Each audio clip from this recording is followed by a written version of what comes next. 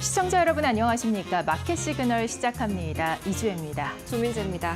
네, 이스라엘과 이란이 전격적으로 휴전에 합의가 됐지만 아직도 이 미사일 상공에서는 요격이 일어나고 있는 상황입니다. 여전히 중동 정세의 긴장감은 있고요. 그러나 이 휴전 합의로 인해서 금 가격, 유가 하락 등의 이런 형태가 나타났습니다. 금리 인하설도 나오고 있는데요. 파월은 7월에 대해서 선을 그은 상황입니다. 민재 앵커님은 혹시 어떤 이슈들을 좀 주목을 해보셨을까요? 네, 어제 이 시간까지만 하더라도 좀 이제 전격적으로 휴전이 완전히 합의가 됐나 싶었는데 그 뒤로 약간 좀 공방전이 펼쳐지면서 네. 피로한 그런 모습들이 이어지고 있었습니다. 또 여기에 대해서 트럼프 대통령이 굉장히 좀 격노하는 그런 모습까지 보였었는데요. 잠시 후에 저희 관련된 이슈 보실 거고요. 주 앵커님은 특히 어떤 부분이 특히 눈길이 가셨을까요? 네, 앞서 말씀드린 대로 금리도 이제 좀 주목을 해봐야 될 것 같습니다. 7월 달에 금리 인하가 일어날 것인지, 지금 현재는 파월은 그렇지 않을 것이라고 보고 있습니다. 자, 그렇다면 간밤에 어떤 내용들이 있었는지 증시부터 확인하고 오겠습니다. 네, 가장 먼저 3대 지수 흐름 만나보도록 하겠습니다. 이 밤사이 다우지수와 S&P 500 그리고 나스닥까지 각각 1% 이상, 특히나 나스닥의 경우에는 10년물 국채 금리가 크게 하락하게 되면서 약 1.5% 가까이 이 상승 흐름을 보여주기도 했습니다. 자, 가장 먼저 이 중동 지역에서의 불안이 크게 완화가 되었다는 소식, 이제 각 지도부로부터 이 휴전에 합의를 했다, 표면적으로는 입장이 나온 상태이고요. 거기에 이어서 이 조기 금리 인하 여지를 살짝이나마 열어둔 이 파월 의장의 발언 덕분에 다시 한번 이 투심이 전반적으로 매기가 도는 모습이 보였습니다. 자, 우선 이스라엘과 이란 계속해서 휴전 직후에 조금 공방을 벌이는 모습이 특히나 어제 오후장 들어서 오후장 마감 이후까지 나왔었죠. 여기에 트럼프 대통령이 상당히 비판의 목소리를 높였습니다. 강도 높게 비판을 하자마자 양측이 좀 휴전을 재확인하는 그런 발언들을 이어나갔고요. 또 여기 파월 의장의 의회 청문회 발언, 과연 어떤 발언 나왔을지 잠시 후에 보도록 하겠습니다. 자, 그렇다면 밤사이 이 주요 섹터들 어떻게 움직였는지 히트맵 통해서 만나보시죠. 자, 가장 먼저 오늘의 키워드는 바로 이 국채금리 하락으로 인해서 기술주 전반에 좀 매기가 돌았다는 점입니다. 이 전반적으로 오늘도 어제와 좀 비슷한 그런 그림이 그려지고 있는데요. 에너지 섹터 역시나 방산과 함께 다소 조정을 좀 받았습니다. 아무래도 휴전에 대한 확신이 더욱더 커지자 계속해서 이 하락세 이어가고 있는 에너지 섹터, 그중에서도 유가 정유 쪽이 크게 흔들렸고요. 자, 대신에 M7 중에서는 이 애플과 테슬라를 제외한 전 종목이 상승 마감에 성공했습니다. 이 테슬라 보실까요? 약 2.3% 좀 오늘 급락하는 모습이 나왔는데요. 두 가지 좀 악재가 있었습니다. 가장 먼저 지난 22일 출시가 됐었던 이 로보택시 관련해가지고 계속해서 좀 약간 오류 관련 이슈들이 보고가 되고 있습니다. 이 시범 운행에서 오류가 발생했다는 소식과 더불어서 프랑스가 FSD, 완전 자율주행 기능에 대해서 과장 공고를 했다면서 이런 과장 광고를 중단하라는 명령을 내렸는데요. 이 때문에 이 다소 약간 차익 실현 매물까지 함께 이 실망 매물과 발생이 된 테슬라고요. 이어서 우버 같은 경우에는 7% 가까이 상승 흐름 보였습니다. 굉장히 강한 강세를 보였는데 자, 이 사용자들과 웨이모 간의 파트너십이 확대된다는 소식이 다시 한번 상승 동력으로 작용이 됐고요. 또 이어서 전기차와 2차전 지주들 대부분은 이 테슬라를 제외하고는 오늘은 좀 강세의 흐름 나타났습니다. 자, 엔비디아가 주주총회를 앞두고 강세 보였는데요. 약 2.57% 상승 마감에 성공했고요. 또 이어서 AMD가 깜짝 놀랄 만하게 6%대 상승 보여줬습니다. AMD의 경우에는 이 AI 칩 부문의 성장에 힘입어서 투자 의견 상향 소식이 좀 잇따라 들려왔는데요. 마찬가지로 마이크론도 이제 오늘 장 마감 이후에 현재 시각으로 실적을 발표할 예정이죠. 4.7% 상승을 하면서 반도체 전반이 굉장히 선방하는 모습 보여줬습니다. 자, 이어서 암호화폐 코인베이스가 12% 급등하는 등 연일 이 파트너십 확대 소식과 더불어서 오늘도 굉장히 좋은 흐름 보여줬는데요. 다만 서클인터넷이 15% 급락이 나왔습니다. 자, 기술적인 조정이 올 만한 그런 구간이기도 했고요. 여기에 더해서 이 코퍼스 포인트가 부담스러운 전망을 이유로 중립 의견을 발표를 하자 약간 급락하는 모습이 나왔습니다. 그간 워낙 많이 급등을 했다 보니까 아무래도 단기적으로는 좀 부담이 있었던 있었던 구간이었고요. 자, 이 마스터카드와 금융주들 오늘만큼은 또 계속해서 강세 이어나갔습니다. 이 지난주만 하더라도 좀 부진한 흐름을 보였었죠. 하지만 연일 특히나 이 파이서브와의 파트너십을 강하게 추진을 하면서 호재로 작용한 그런 모습이 관측이 됐습니다. 자, 그럼 이런 분위기 속에서 밤사이에 매크로 지표들 어떻게 흘러갔는지 바로 만나보시죠. 자, 가장 먼저 이 다우지수, S&P 500, 나스닥 모두 1%대 강세 보인 가운데 오늘 이 두 가지가 크게 이 상승 흐름을 이끌어냈습니다. 다만 마지막 키워드 경상수지와 소비심리 같은 매크로 지표 같은 경우에 상당히 좀 부진한 모습이 나왔는데 이 두 가지 앞선 호재들에 이어서는 좀 시장 영향력은 제한적이었습니다. 자, 가장 먼저 유가부터 확인을 해봐야겠죠. WTI 5% 이상 밤사이에 추가 급락이 나왔고요. 65달러 선까지 밀려났습니다. 이 브렌트유도 마찬가지로 5%대 급락 보이게 되면서 66달러 선까지 밀려났고요. 10년물 국채금리 계속해서 이 7월 금리 인하 쪽으로 약간은 좀 여지를 주는 듯한 파월 의장의 발언. 자세히 보시면 7월 금리 인하가 아닌 9월 쪽에 무게를 훨씬 두고 있지만요. 아예 가능성을 막진 않았습니다. 이 덕분에 벌써 4.3%대가 무너진 10년물 국채금리였고요. 자, 오늘의 경제 지표 보시겠습니다. 이 6월 컨퍼런스 보드 소비자 신뢰 지수가 93이 나왔습니다. 이 하드 데이터가 아니라 소프트 데이터죠. 자, 5월 달에는 잠깐 조금 반짝하나 싶더니 바로 이 예상치를 하회하는 흐름이 6월 들어서 나왔습니다. 이 전월 대비해서도 크게 좀 떨어진 그런 부진한 모습이 관측이 됐고요. 이어서 미국의 1분기 경상수지가 역대 좀 최악의 그런 적자폭을 기록을 했습니다. 무려 4,500억 달러 이상의 적자를 기록을 했는데요. 잠시 후에 이 관련된 내용 더 자세하게 보겠습니다. 자, 그렇다면 오늘 시장을 움직인 마켓 무버 세 가지 이슈 바로 자세하게 보시죠. 가장 첫 번째로 이 트럼프 대통령의 경로에 이란과 이스라엘 간의 휴전 공방이 좀 잠잠해졌습니다. 어제 우리 시각으로 오후 들어서였죠. 이제 휴전을 하자마자 2시간이 채 지나지 않아서 이스라엘 측에서 이란이 미사일을 쐈다 이런 식으로 주장을 했었습니다. 아무래도 약간의 이 휴전을 앞두고 엎치락 뒤치락이 발생을 했었는데 여기에 대해서 이 이란은 아니다. 우리는 이 휴전 발표가 나기 직전에 발사를 했다. 이런 식으로 결국에 이제 마지막으로 마무리를 했습니다만 이 트럼프 대통령이 이 에어포스 원 인터뷰에서 굉장히 좀 격노하는 그런 모습을 보였습니다. F가 들어가는 그런 글자를 공개 석상에서까지 이야기를 하면서 굉장히 강하게 비판을 했고요. 이번에는 이스라엘 편을 들지도 않았습니다. 양측 모두가 이 휴전 협상을 위반했다. 이런 식으로 강하게 좀 비판을 쏟아내자마자 계속해서 공방이 이어졌던 양측이 잠잠해지는 모습 보였습니다. 덕분에 이 밤사이에 뉴욕 증시 3대 지수 상승 출발을 하게 됐고요. 자, 이어서 트럼프 대통령이 중국이 이란에서 원유를 구입할 수 있다라고 밝히게 되면서 이 국제 유가가 한때는 6% 이상 하락을 기록하기도 했습니다.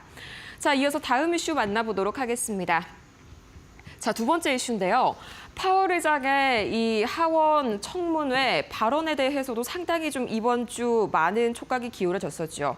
자, 이 7월 금리 인하설에 대해서는 꾸준히 이 지난주 말부터 이 원로이사부터 또 보험원까지 7월 금리 인하를 지지하는 그런 흐름이 나왔습니다만 여기에 대해서는 좀 명확하게 선을 그어줬습니다. 물론 계속해서 고용이 굉장히 둔화가 된다면 가능은 하지만 기본적인 입장에서는 현재로서는 관망세를 유지하겠다라고 밝혔고요. 자, 우선 그 이유가 바로 나와 있습니다. 이 관세가 물가 지표에 바로 영향을 미치게 되려면은 최소 6월에서 7월 달까지는 지켜봐야 한다라는 것이 기존 입장이었죠. 그대로 그 스탠스를 유지를 했고요. 자, 이어서 윌리엄스 총재까지 파월 의장의 발언에 힘을 실어줍니다. 이 다소 제한적인 수준의 금리는 아직까지는 적절하다. 아직 굉장히 내리기에는 당장 다음 달에 내리기에는 시기상조이다. 이런 뉘앙스의 발언을 이어갔습니다. 자, 하지만 그래도 7월 금리 인하에 대해서 완전히 이런 가능성을 닫아두진 않았다는 점을 방점을 찍어두시면 좋을 것 같고요. 마지막 이슈 보겠습니다. 자, 다음으로 이 두 가지 이슈가 워낙 컸다 보니까요. 매크로 지표 이슈들 최근 들어서는 워낙 이런 지정학적 이슈들이 강하다 보니까 매크로 데이터는 조금 시장에 영향이 제한적인 것 같습니다. 자, 우선 미국의 경상수지 적자가 사상 최대치를 기록했고요. 또 소비 심리도 마찬가지로 크게 뚝 떨어지는 모습이 나타났습니다. 지금 제가 가지고 온 이 그래프를 보시면요. 현재 이 오렌지 색깔이 바로 이 import, 수입이고요. 그다음에 export, 수출입니다. 한눈에 보시기에도 2024년에 비해서 2025년에 큰 폭으로 현재 상승을 했다는 점, 특히나 오렌지색 그래프가 상승을 했다는 점, 양 그래프 간의 격차가 커지고 있다는 점이 확인이 되실 겁니다. 자, 사상 최대를 여전히 기록하고 있는 경상수지 적자, 여기에 이어서 이제 채 2주가 남지 않았습니다. 이 관세 어떻게 될 것인지 그 분수령이 바로 7월 달에 나와 있죠. 앞으로는 보다 관세에 조금 더 집중을 해보시면 될 것 같고요. 이어서 소비자 신뢰지수까지 다시 한번 이 재차 하락하는 모습을 보이면서 5월 달에 상승이 그냥 반짝 상승에 그쳤다는 점, 본격적으로 이 파월 의장의 말처럼 6, 7월 들어서 관세 영향이 소프트 데이터부터 미치고 있다는 점이 확인이 됐습니다. 자, 이렇게 해서 매크로 지표까지 살펴봤고요. 오늘 이슈 3가지 만나봤습니다. 네, 간밤 뉴욕 증시에서는 어떤 종목들이 주목을 받았을지 한번 살펴보도록 하겠습니다. 먼저 기술주부터 보시죠.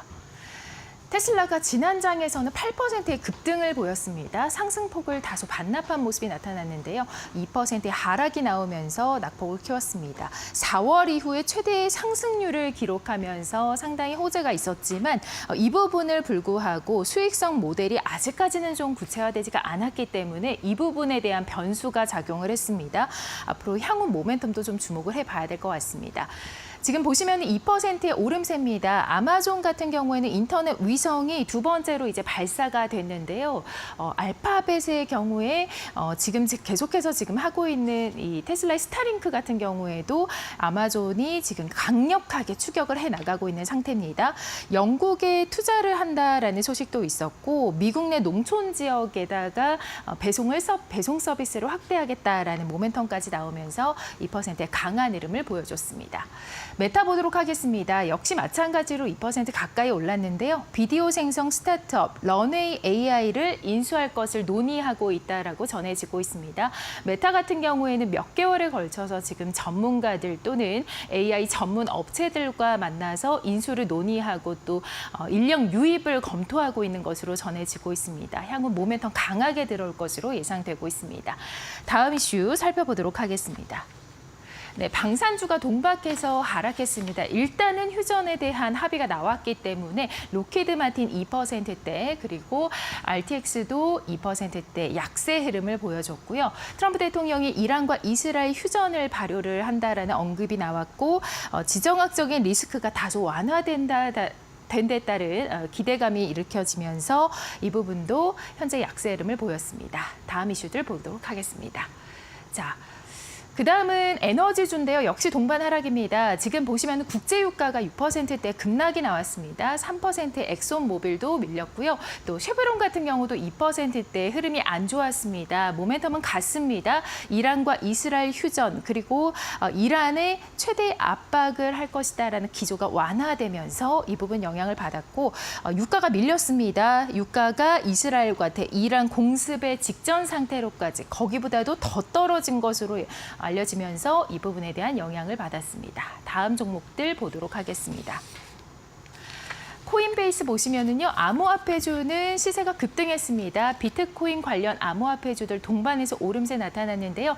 코인베이스 12%대의 강세 흐름 보여주면서 관련주 전반에서 매수세가 들어왔습니다. 그리고 우버 테크놀로지스 보도록 하겠습니다. 이 미국 조지아주 아틀랜타에서 로보택시가 본격적으로 이제 시작이 됐습니다.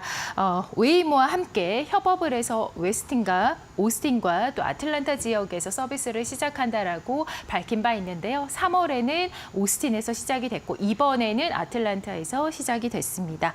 협업 기대감으로 앞으로는 이 소비자들이 우버 앱에서 웨이모 자율주행차를 호출할 수 있을 것으로 예상됩니다. 7%대 강한 흐름 보여줬습니다. IB 투자 의견들 보도록 하겠습니다. 브로드컴이 현재 투자 의견 상향 리포트가 날씨가 됐는데요. AI 칩과 관련된 성장성이 재조명되고 있습니다. 4% 가까이 오름세가 나타났습니다. 팔란티어도 2%대 강한 흐름, 주가가 고평가되었다라는 분석이 나오는데요. 지금은 매도 시점이다라는 분석 리포트 있었지만 흐름은 강했고요. 지금 보시면은 스노우플레이크도 4%대 강한 흐름, 주가의 상승 여력이 22% 정도 남아있다라는 얘기가 나오면서 AI 성장에 대한 수혜를 볼 수 있는 종목으로 예상되고 있습니다. 지금까지 특징주 살펴봤습니다. 네, 밤사이 뉴욕 증시 어떻게 흘러갔는지 한번 차근차근 정리를 해보도록 하겠습니다. 오늘 전화 연결은요, 곽영훈 주식투자연구소 대표 만나보도록 하겠습니다. 어서 오세요. 네, 안녕하십니까. 네, 이 밤사이의 파월 의장의 발언이 굉장히 좀 애매하게 저는 느꼈는데요. 시장은 그래도 역시 좀 비둘기파적으로 해석을 하는 것 같네요. 네, 그렇습니다. 뉴욕 증시는 이제 파월 연준 의장의 발언과 이 소비 지표 부진 그리고 이 글로벌 이슈 등의 속에서 강한 상승 탄력을 이어갔습니다. 먼저 이제 파월 의장은 하원 청문회에서 이 고용이 약화된다면 조기 금리 인하 가능성을 열어주겠다고 언급하면서 시장에 비둘기파적 시그널을 보냈습니다. 이에 따라서 미국 국채 금리는 하락하고 달러는 약세를 보이면서 이 기술주와 성장주 중심의 강세 흐름이 이어졌습니다. 다만 연준 내부에서 여전히 매파적 목소리도 공존합니다. 이 클리브랜드 뉴욕 연은 총재는 인플레이션이 여전히 견고하다는 이유로 금리 인하는 시기상조다라고 주장했는데요. 이는 향후 정책 불확실성을 자극할 수 있는 요소로 작용할 수 있습니다. 이와 함께 이제 소비자 신뢰 지수는 전달 98.4에서 93으로 급락했으며 기대 지수와 고용 관련 세부 지표도 동반 둔화되는 등 경기 위축 조짐이 확인됐습니다. 또한 EU는 미국산 자동차에 대한 추가 보복 관세 가능성을 언급하며 무역 긴장이 재부상하는 분위기고 국제유가는 이란 휴전과 트럼프의 이란 원유 관련 발언 이후 급락하면서 인플레이션 압력 완화 기대감을 더했습니다. 전체적으로 투자 전략 측면에서 보면요, 이 금리 인하 기대가 커지는 만큼 이 반도체, AI, 소프트웨어 등 기술주 중심의 비중 확대가 유효하며 금리, 달러 등 민간 자산도 단기 대응 전략에 포함할 수 있겠습니다.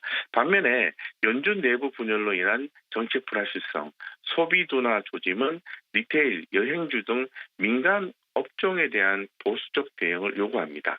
이 고배당주, 헬스케어, 필수 소비자 같은 방어주는 이 포트폴리오 리밸런싱 대상으로 적합합니다. 무역 갈등이나 원자재 가격 변수는 이 한미 간 수출 비중 높은 업종인데요. 특히 이 반도체, 자동차주에서 단기 트레이딩 전략을 접근하되 에너지주는 최근 하락 흐름을 감안한 신중한 매매가 필요합니다. 종합적으로 금리 인하 기대에는 올라타되 소비 무역 불확실성에는 방어막을 준비해야 할 구간으로 요약해 볼 수 있겠습니다. 네, 확실히 밤 사이에 비단 파월 의장뿐만이 아니라 연준 인사들 발언이 5가지 정도가 있었습니다. 그 사이에서도 의견이 굉장히 좀 갈리는 걸 보고 연준 내에서도 상당히 좀 분열이 심각해져 가고 있구나라고 저는 개인적으로 느꼈는데요.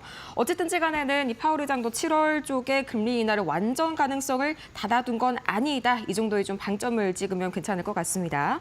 자, 그러면 금리 인하 계속해서 좀 초점을 맞춰봐야 할 것 같은데 말씀 주신 대로 기술주, 특히나 반도체가 밤 사이에 굉장히 뛰어올랐네요. 또 이제 마이크론 실적 발표까지 기대감 모아주고 있죠.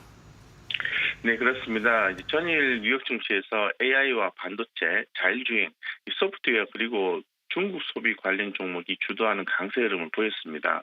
먼저 AI 반도체 업종에서는 엔비디아, AMD, 마이크론, 인텔 등이 일제히 강세를 보였는데요. 이는 이 AI 반도체 수요 확대와 실적 기대감이 반영된 결과입니다. 특히 이 AMD는 AI 칩 성장 기대에 투자 의견이 상향됐고, 이 마이크론은 실적 발표를 앞두고 이 긍정적인 리서치가 이어졌습니다. 이 투자 전략으로는요, 엔비디아, AMD처럼 AI 인프라 중심 기업에 대한 중기 비중 확대가 기대가 유효하며 마이크론이나 TSMC처럼 실적 모멘텀이 부각되는 종목은 단기 매매 전략도 병행할 수 있겠습니다.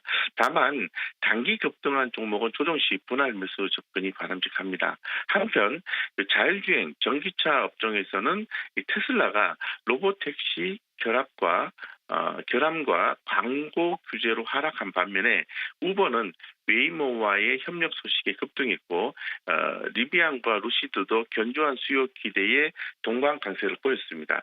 이 섹터에서는 이 테슬라의 단기 리스크를 감안해 보수적으로 접근하되 GM이나 우버처럼 기술 상용화를 진행 중인 종목이나 전기차 소재 기업은 중기 수익 기대감으로 선별적 매수가 유효합니다.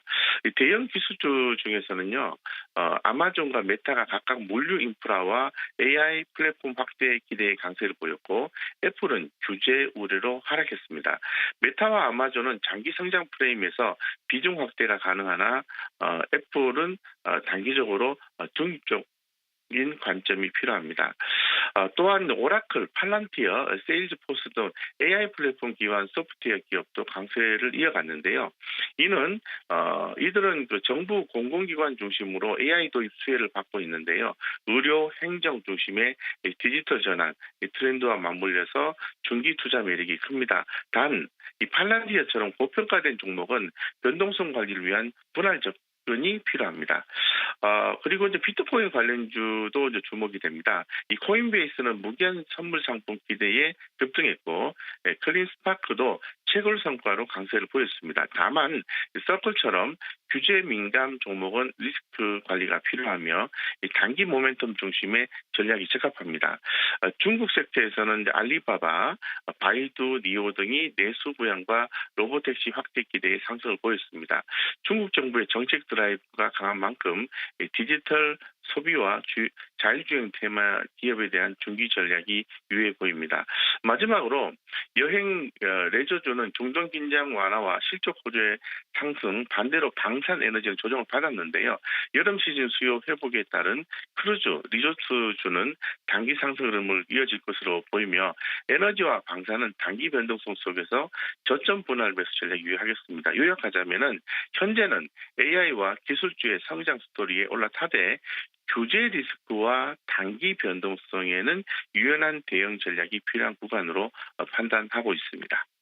네, 이렇게 쭉 한번 말씀을 들어보니까 좀 테슬라가 이번에 상당히 시기적으로는 좀 아쉽네요. 이제 로보택시가 공개가 되자마자 약간 중동 리스크가 불거지고 리스크가 봉합이 되니까 이제 다시 한번 악재가 나오는 그런 형국인데 그나마 좀 중국이 또 밤사이에 신차를 중고차로 위장을 해서 판매량을 부풀렸다 이런 로이터 통신의 보도가 있었지 않았습니까? 이전부터 있었던 이슈지만 다시 한번 좀 불거지는 게 좀 테슬라에게는 호재로 작용할 수 있지 않을까 하는 기대감도 조금 들고 있네요.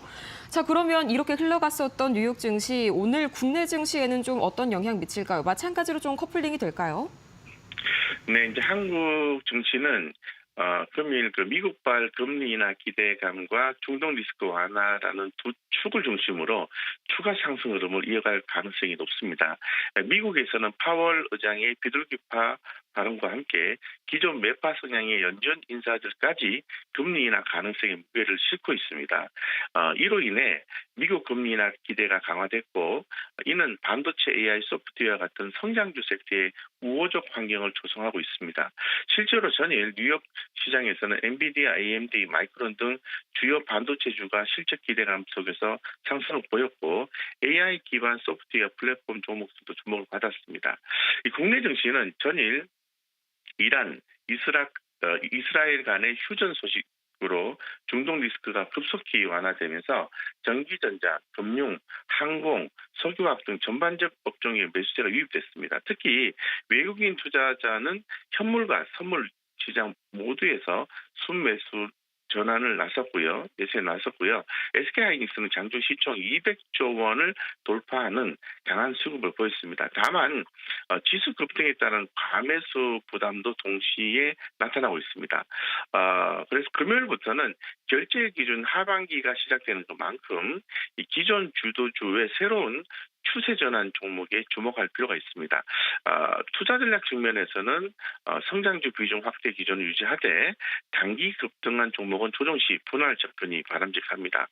중소형 경기 민감주는 소비 지표 둔화와 맞물려서 보수적 대응이 필요하며 내수 방어 업종, 즉 헬스케어, 필수 소비재 중심의 리밸런싱도 병행할 수 있겠습니다. 에너지 방사는 단기 변동성 확대에 따른 트레이딩 대응이고요.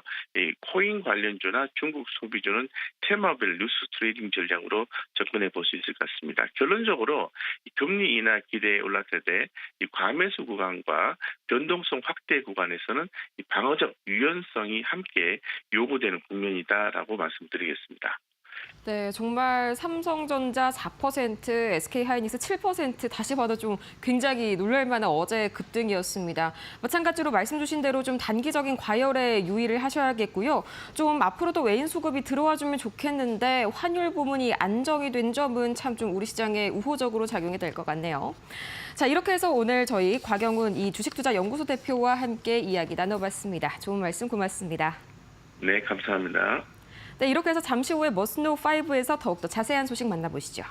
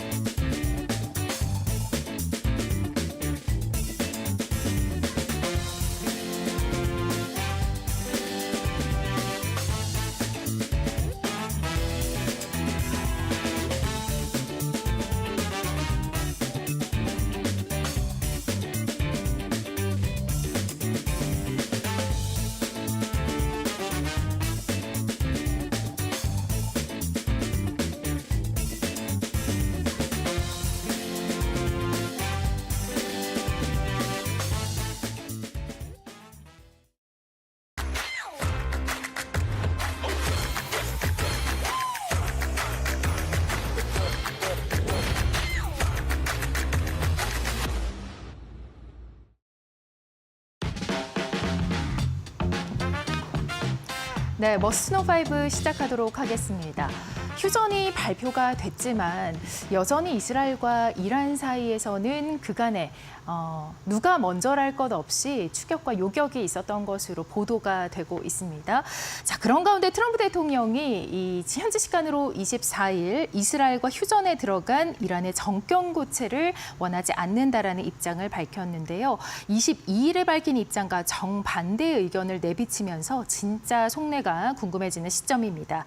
주요 외신에 따르면 트럼프 대통령은 북대서양 조약기구 나토 정상회의가 열리는 네덜란드 헤이그로 향하는 전용기에서 정권 교체는 혼돈을 수반한다며 우리는 큰 혼돈을 원하지 않는다고 말했습니다. 이어 모든 사태가 가능한 한 빨리 진정되길 바란다라고 덧붙였습니다. 같은 날 이란과 이스라엘은 휴전에 들어갔습니다. 트럼프 대통령은 미국 동부 시간 새벽 1시에 휴전을 선포했고 양국도 휴전 사실에는 공식 확인을 한 것으로 전해지고 있습니다. 22일 정권 교체 가능성을 시사한 바와 입종을 달리한 트럼프 대통령은 트루스 소셜에 정권 교체란 단어 사용이 정치적으로 옳진 않지만 만약 현재 이란 정권이 이란을 다시 위대하게 만들지 못한다면 왜 정권 교체가 없겠느냐라고 22일 밝히기도 했습니다. 아울러 나토 회원국의 국방비 지출 확대 합의와 관련해서는 예외를 주장하는 스페인을 문제 삼았는데요. 나토 회원국들은 오는 2035년까지 국방비 지출을 GDP의 5% 수준까지 끌어올린다는 목표에 합의했지만 스페인은 이런 목표에서 면제를 받았다고 주장하고 있습니다. 그런가 하면 도널드 트럼프 미국 대통령은 이스라엘과 이란 모두 휴전을 위반했다며 적대 행위를 중단할 것을 촉구하기도 했습니다. 트럼프 대통령은 24일 오전 나토 정상회의 참석차 백악관을 나서면서 기자들과 만나 이란이 휴전 협정을 위반했지만 이스라엘도 위반을 했다며 나는 이스라엘이 마음에 안 든다라고 말했습니다. 그는 이스라엘을 진정시켜야 한다며 이스라엘은 휴전 합의를 하자마자 폭탄을 잔뜩 투하했다라고 지적했습니다.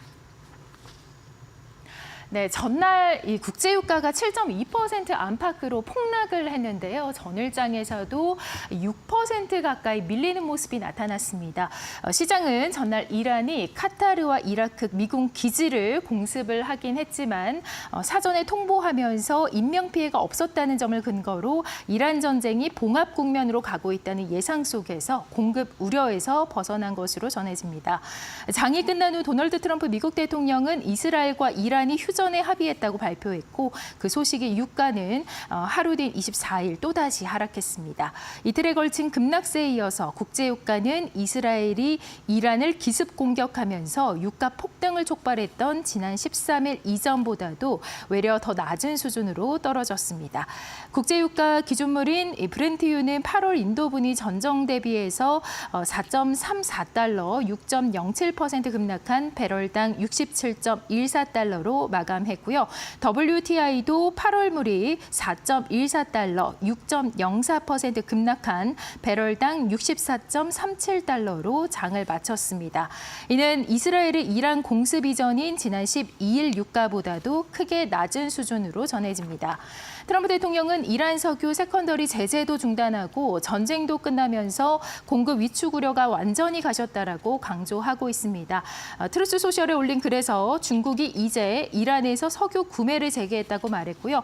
트럼프 대통령은 이어서 원컨대 이 중국이 미국에서도 많이 구매했으면 한다면서 이런 일을 하게 될 수 있어서 영광이라고 덧붙였습니다. 트럼프 대통령은 이날 발언으로 지난달 이란 석유를 수입하는 국가에 불이익을 주는 세컨더리 제재도 더 이상 유효하지 않다라는 점을 시사했습니다.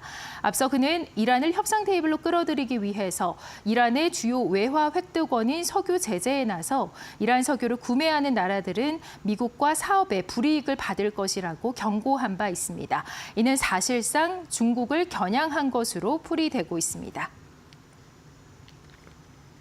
네, 이어서 이 파월의 발언을 좀 보도록 하겠습니다. 7월 금리 인하설이 솔솔 나오고 있는 상태인데요. 7월 금리 인하론에 대해서 8월은 우리는 서두를 필요가 없다라고 발언을 했습니다. 그러나 만약에 인플레이션이 억제가 지속이 된다면 이 금리를 조만간에 인하할 가능성도 있다라고 시사한 바 있습니다. 파월 의장은 미국 연방하원재무위원회의 반기 통화정책 보고 청문회에 출석해서 7월에 미국 금리 인하가 가능하냐는 질의에 인플레이션 압력이 계속 억제된다면 금리를 조기 인하할 수 있는 시점에 도달할 것이다. 하지만 특정 회의를 지목하고 싶지는 않다라고 이같이 답했습니다. 파월 의장은 서두르지 않고 관망세를 유지하는 이유로 경제가 여전히 강하기 때문이다. 특히 고용시장이 강하다고 설명했습니다. 또 만약 고용시장이 우려스러운 수준으로 의미 있게 약화한다면 그 결정에 영향을 미칠 것이라며 우리는 여름에 인플레이션이 상승할 것으로 예상하지만 만약 그렇지 않는다면 그로부터 배울 것이다라고 덧붙였습니다. 파월 의장은 트럼프 대통령의 관세 정책이 미국 경제에 영향을 미치는 시점에 대해선 관세와 인플레이션 영향이 더 많이 나타날 것으로 예상하지만 솔직히 말해 얼마나 많은 영향이 소비자들에게까지 갈지 모르겠다며 실제 확인 전까지는 알 수 없다. 예상보다 낮을 수도 또 높을 수도 있다고 말했습니다. 앞서 연준은 지난 18일 FOMC 정례 회의에서 기준금리를 연 4.25에서 4.5%로 동결하기로 만장일치로 결정을 했습니다. 연준은 물가 상승과 경기 둔화가 동시에 발생하는 스태그플레이션 가능성이 한층 커졌다고 봤는데 파월 의장은 직후 기자회견에서 관세 정책 등의 경제적 영향을 확인할 때까지는 신중한 통화 완화 기조를 유지하겠다는 입장을 강조했습니다. 테슬라가 자율주행 시작을 했습니다. 이 출시가 된 이후에 이 자율주행 시장에 본격적으로 출사표를 던졌다라고 보여지는데요. 관련 업계에 있어서는 그러나 회의적인 시각도 있고 긍정적인 시각도 혼재합니다. 일단은 수익성 모델이 구체화되기 전까지는 좀 지켜봐야 한다라는 의견도 존재하는 상황입니다. 24일 관련 업계는 트럼프 테슬라가 지난 20일 로보택시 시범 서비스를 개시했습니다. 기존 모델 Y 차량에 테슬라의 완전 자율주행 소프트웨어를 적용하고 차량 내에는 완전 요원이 탑승한 채 제한된 지역에서 자율주행 서비스를 선보였으며 요금은 4.2달러 수준으로 책정됐습니다. 그러나 서비스 개시 직후 소셜미디어와 영상 플랫폼에는 이 차량이 차선을 이탈하거나 정지 신호를 무시하는 장면 등이 잇따라 포착되면서 우려가 커졌습니다. 출시 당일부터 시스템 오류와 안정성 논란이 잇따르면서 일각에서는 이번 논란을 계기로 각국 규제 당국이 자율주행 차량의 상용 서비스 기준을 보다 강화할 수 있다는 관측도 제시가 되고 있습니다. 테슬라와 웨이모를 중심으로 한 자율주행 경쟁이 본격화된 가운데 로보택시 대중화는 기술만큼이나 사회적 수용성과 정책의 뒷받침이 핵심 변수로 떠오르고 있습니다. 업계 관계자는 테슬라가 기술 홍보와 서비스 개시는 빠르지만 실제 대중 수용성이나 규제 대응 측면에서는 아직 웨이모에 비해서 준비가 부족한 상태라며 로보택시 상용화를 위해서는 단순 기술력을 넘어선 운영 체계와 안전 신뢰 확보가 필수적이다라고 덧붙였습니다. 구글의 자회사의 웨이모는 이미 2018년부터 미국의 여러 등지에서 완전 무인 로보택시를 운영하고 있습니다. 웨이모는 현재 라이다 레이더, 카메라 등을 결합한 다중 센서 기반의 기술을 적용하면서 안정성과 정밀도를 확보했습니다. 지난 6월 기준으로 주당 약 25만 회 유로 탑승 실적을 기록하면서 누적 자율주행 거리도 수천만 킬로에 이르는 것으로 전해지고 있습니다. 아마존의 CEO 제프 베이조스가 발표한 부분입니다. 두 번째 인터넷 위성군이 발사가 됐다라는 소식인데요. 스타링크를 가까이에서 추격을 하고 있는 모습입니다. 아마존은 미국 동부 시간 이날 오전 6시 54분께 일론 머스크의 우주기업 스페이스를 따라잡기 위한 정책처럼 케이프 커네버럴 우주군 기지에서 인터넷 위성 서비스 프로젝트 카이퍼를 위한 27기 위성을 발사했다라고 외신과 연합뉴스 에서는 보도를 했는데요. 이번 발사는 지난 4월 27기의 위성들이 프로젝트 카이퍼 발표 6년 만에 처음 발사된 이후 두 번째입니다. 이날 27기의 위성은 유나이티드 론치 얼라이언스의 아틀라스 V 로켓에 실려서 발사가 됐습니다. 두 번째 발사는 당초 지난 13일 이루어질 예정이었지만 날씨 등의 영향으로 두 차례 연기가 된 이후 이날 진행됐습니다. ULA 엔지니어 벤 칠턴은 발사 직후 아마존의 카이퍼 인터넷 위성망들을 위한 위성들을 실은 아틀라스 V 로켓의 점화와 발사가 이뤄졌다며 이는 지구 저궤도 위성통신의 새로운 장을 여는 순간이라고 말했습니다. 이날 발사된 위성들은 지난 4월 발사된 위성들과 함께 지구 표면에서 약 1,200마일 이내 저궤도에 위치해 위성 인터넷 서비스를 하게 됩니다. 이로써 궤도에 있는 카이퍼 위성은 총 54기로 늘어났고요. 이는 아마존이 계획하고 있는 총 3,236기 위성 중에서 일부인 것으로 전해지고 있습니다. 또한 내년 7월까지 전체 위성의 절반을 발사한다라는 계획을 아마존은 가지고 있습니다.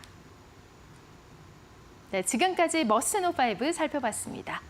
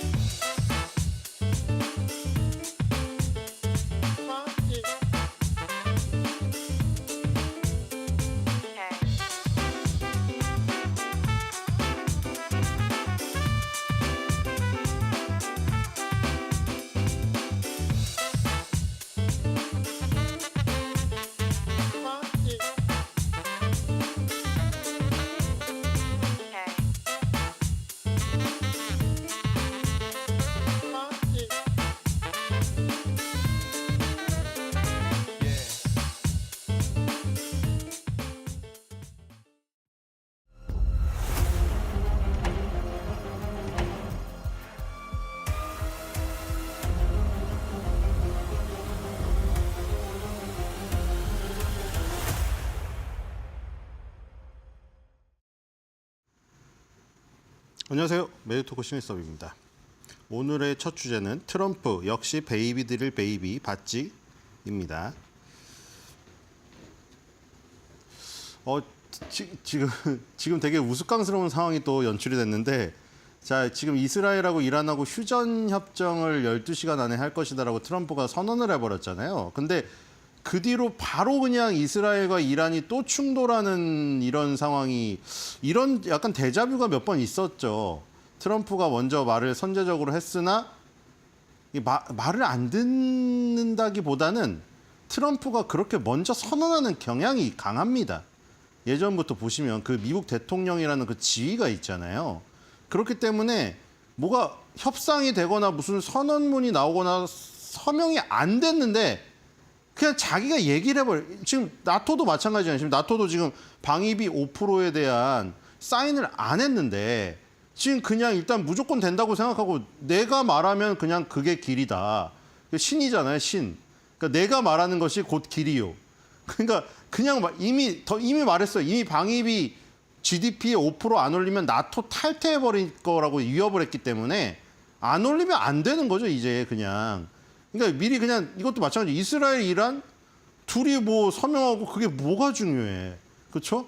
그냥 트럼프가 자기가 말하면 끝인 거예요. 그러니까 아니 뭐 서로 싸우고 이런 거는 그 뒤에 해프닝으로 그냥 치부가 돼버리는 거죠. 그러니까 자기가 이제 휴전을 한다고 했는데 서로 잘못이라고 또 떠넘기고 있잖아요. 이렇게 트럼프가 이스라엘도 잘못했고 이란도 잘못했다. 둘 다 싫다. 그러니까 이란이 미사일을 발사했는데 그거 실수고 아무 타격도 없어서 그냥 내버려뒀다. 엉뚱한 데로 날아가서. 근데 그것 때문에 이스라엘이 휴전 협정을 지금 어겼다고 하면서 비행기를 출동시키려고 하니까 자기가 지금 막겠다고 했거든요.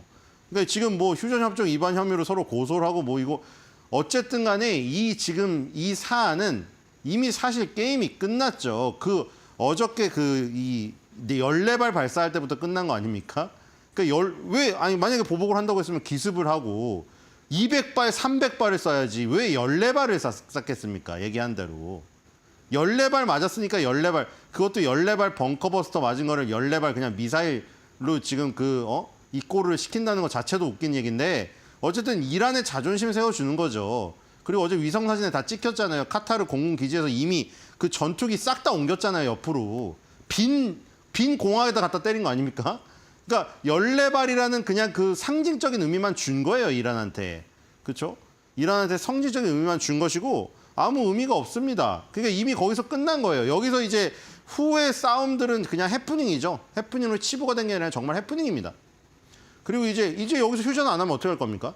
러시아랑 중국이 나서가지고 그 유엔 안보리에다가 휴전 협정안을 올렸어요. 그러니까 러시아, 중국에 이어서 움직이는 이란은 말을 들을 수밖에 없는 상황이죠. 이미 끝났습니다. 자, 그다음에 이제 이 언론을 정말 가루가 될 때까지 또 비난을 하던데 왜냐면 B2 조종사들이 트럼프 얘기대로면 그래요. 밤에 갔으니까 달빛에 의존해서 그걸 쐈다 이거죠. 그 애국자들을 이 비난하는 언론들 폐기 처리해야 된다. 어제 타겟이 된 거는 CNN하고 MSDNC입니다. 여기서 이제 과연 맞췄나? 그게 효과가 있나? 그 안에는 우라늄이 정말 있었을까? 계속 이런 의문형 기사들을 양산해내니까 트럼프가 열이 받았습니다, 지금. 그래서 파괴되었는데 파괴되지는 않았을지도 몰라. 이런 식으로 계속 쓰고 있다. 우리 지금 B2 조종사들을 포함하여 작전에 참여한 애국자들을 완전히 무시하는 지금 발언이다. 비하하는 이런 걸 했고요. 그다음에 이제 이란은 핵무기를 다시 개발하지 않을 것이다. 근데 이제 그 둘 얘기하는 거죠. 서로 그동안 너무 격렬하게 싸워가지고 자기들이 뭘 하는지도 모르고 그냥 정신이 없는 상태에서 그냥 둘이 그렇게 저지른 것이다라는 것이죠. 이스라엘, 이란이 너무 오래 싸우니까 자기가 줄을 딱 선을 그었는데도 있잖아요. 싸움에 완전 취해가지고 완전 정신이 나가 술에 취한 사람처럼 그냥 자연스럽게 그냥 펀치가 나간 거죠. 그렇게 얘기하고 있고요. 트럼프는 그냥 쿨하게 경례를 하고 타고 떠났습니다. 그렇죠? 이제 에어포스원에서 또 이제 이어지죠. 우라늄 농축에 대해서 어떤 약속을 했습니까? 이 얘기를 하면서 이제 우라늄 농축 핵무기를 보유할 수는 없다. 이미 끝났다. 그러면서 이제 또 트럼프의 있지 않습니까? 특유의 화법 막 비난을 하면서 이제 비난하는 상대가 이제 완전 항복을 하잖아요. 항복을 하면 이제 약간 손수건 하나 내밉니다. 어제도 그랬죠. 석유가 많다. 이것 때문에 석유가 많고 석유 팔아서 그냥 먹고 사는 이란이라는 걸 알기 때문에 호르무즈 해협 봉쇄를 못하는 외통수에 빠질 걸 알기 때문에 이런 것을 감행한 거죠. 결과론적으로. 석유를 보유하고 있다. 자, 석유 갖고 장사해라. 옆에 나라 보라 이겁니다. 카타르 월드컵 열었고 사우디도 지금 월드컵 준비하고 있고 호날두 벤제마 비싼 선수를 사가지고 리그에서 뛰게 하고 있는데 이란은 언제까지 이러고 있을 것이냐 이거예요. 그래서 칭찬을 해줍니다. 무역에 매우 능숙하고 사업가다. 왜 그런 기질을 버리느냐. 우리하고 이제 이렇게 잘 살아보자 이겁니다. 그러니까 이 트럼프는 그냥 대통령이기 이전에 이 협상가이자 장사꾼이에요. 그러니까 자기한테 유리한 것을 만약 얻으면 그만큼 또 줍니다. 그렇죠? 이란이 항복하는 제스처를 취하면 저런 걸 줘요. 그러니까 재건을 해서 성과를 내야 된다. 대신에 정확히 선은 긋죠. 핵무기는 절대 못 갖는다. 그것만 안 갖는다면은 우리랑 같이 장사도 하고 사우디 카타르처럼 중동의 번영 속에서 같이 행복할 수 있다. 훌륭한 일을 해야 된다. 그리고 또 이제 여기서 또 합니다. 트럼프 한 번 물면 안 놓는 거 아시죠? 파월도. 언론도 안 놔요. 달도 없고 빛도 없고 아무것도 없는 어두운 밤에 엄청난 히트를 친 우리 B2 조종사를 포함해서 애국자들을 또 무시하는 이 언론들 폐기 처리해야 된다. 또 얘기했고요. 자, 이제 나토로 가는 지금 상황이니까 나토에 참석하니 많이 얘기 많았잖아요. 근데 나토에 결국 가기로 했습니다. 왜냐하면 이것도 사실 나토에서 트럼프 맞춰줬어요. 저번에 G2, G7 갔다가 바로 돌아온 거 얘기가 많이 돌았잖아요. 무슨 큰일이 있길래. 큰일이 없었어요. 그래서 얘기 나온 게 너무 트럼프한테 지루한 일정이었다는 거죠. 그래서 나토가 이번에 굉장히 중요하잖아요. 나토의 돈을 대부분 반을 내고 있는데 탈퇴하면 큰일이잖아요. 파리 기후 협정처럼 탈퇴해버리면은. 그래서 트럼프 입맛에 맞춰서 일정을 짰어요. 단 이틀로. 왜냐하면 트럼프가 지루해할까 봐. 하루 오자마자 바로 회의하고 바로 워싱턴으로 돌아갈 수 있게 그렇게 짜놨습니다. 그런 것 때문에 참여한 것도 없지 않다고 생각하고요. 국방비를 GDP에서 5% 늘리는데 동의해야 된다. 이게 지금 관건이죠. 이것 때문에 여기서 지금 스페인이 이걸 걸고 넘어지고 있거든요. 남유럽의 예전에 돼지라고 불렸던 스페인을 이번에 완전히 아마 한번 그 자세를 바로잡게 할 가능성이 큽니다. 그렇죠? 스페인이 자기가 돈이 없다고 계속 그러니까요. 자, 투표를 통해서 5%로 끌어올릴 거라고 아마 이런 것으로 생각이 됩니다. 자, 그리고 원유 가격 얘기 나오죠. $10 가까이 하락시켰다. 그리고 그 이유는 뭐죠?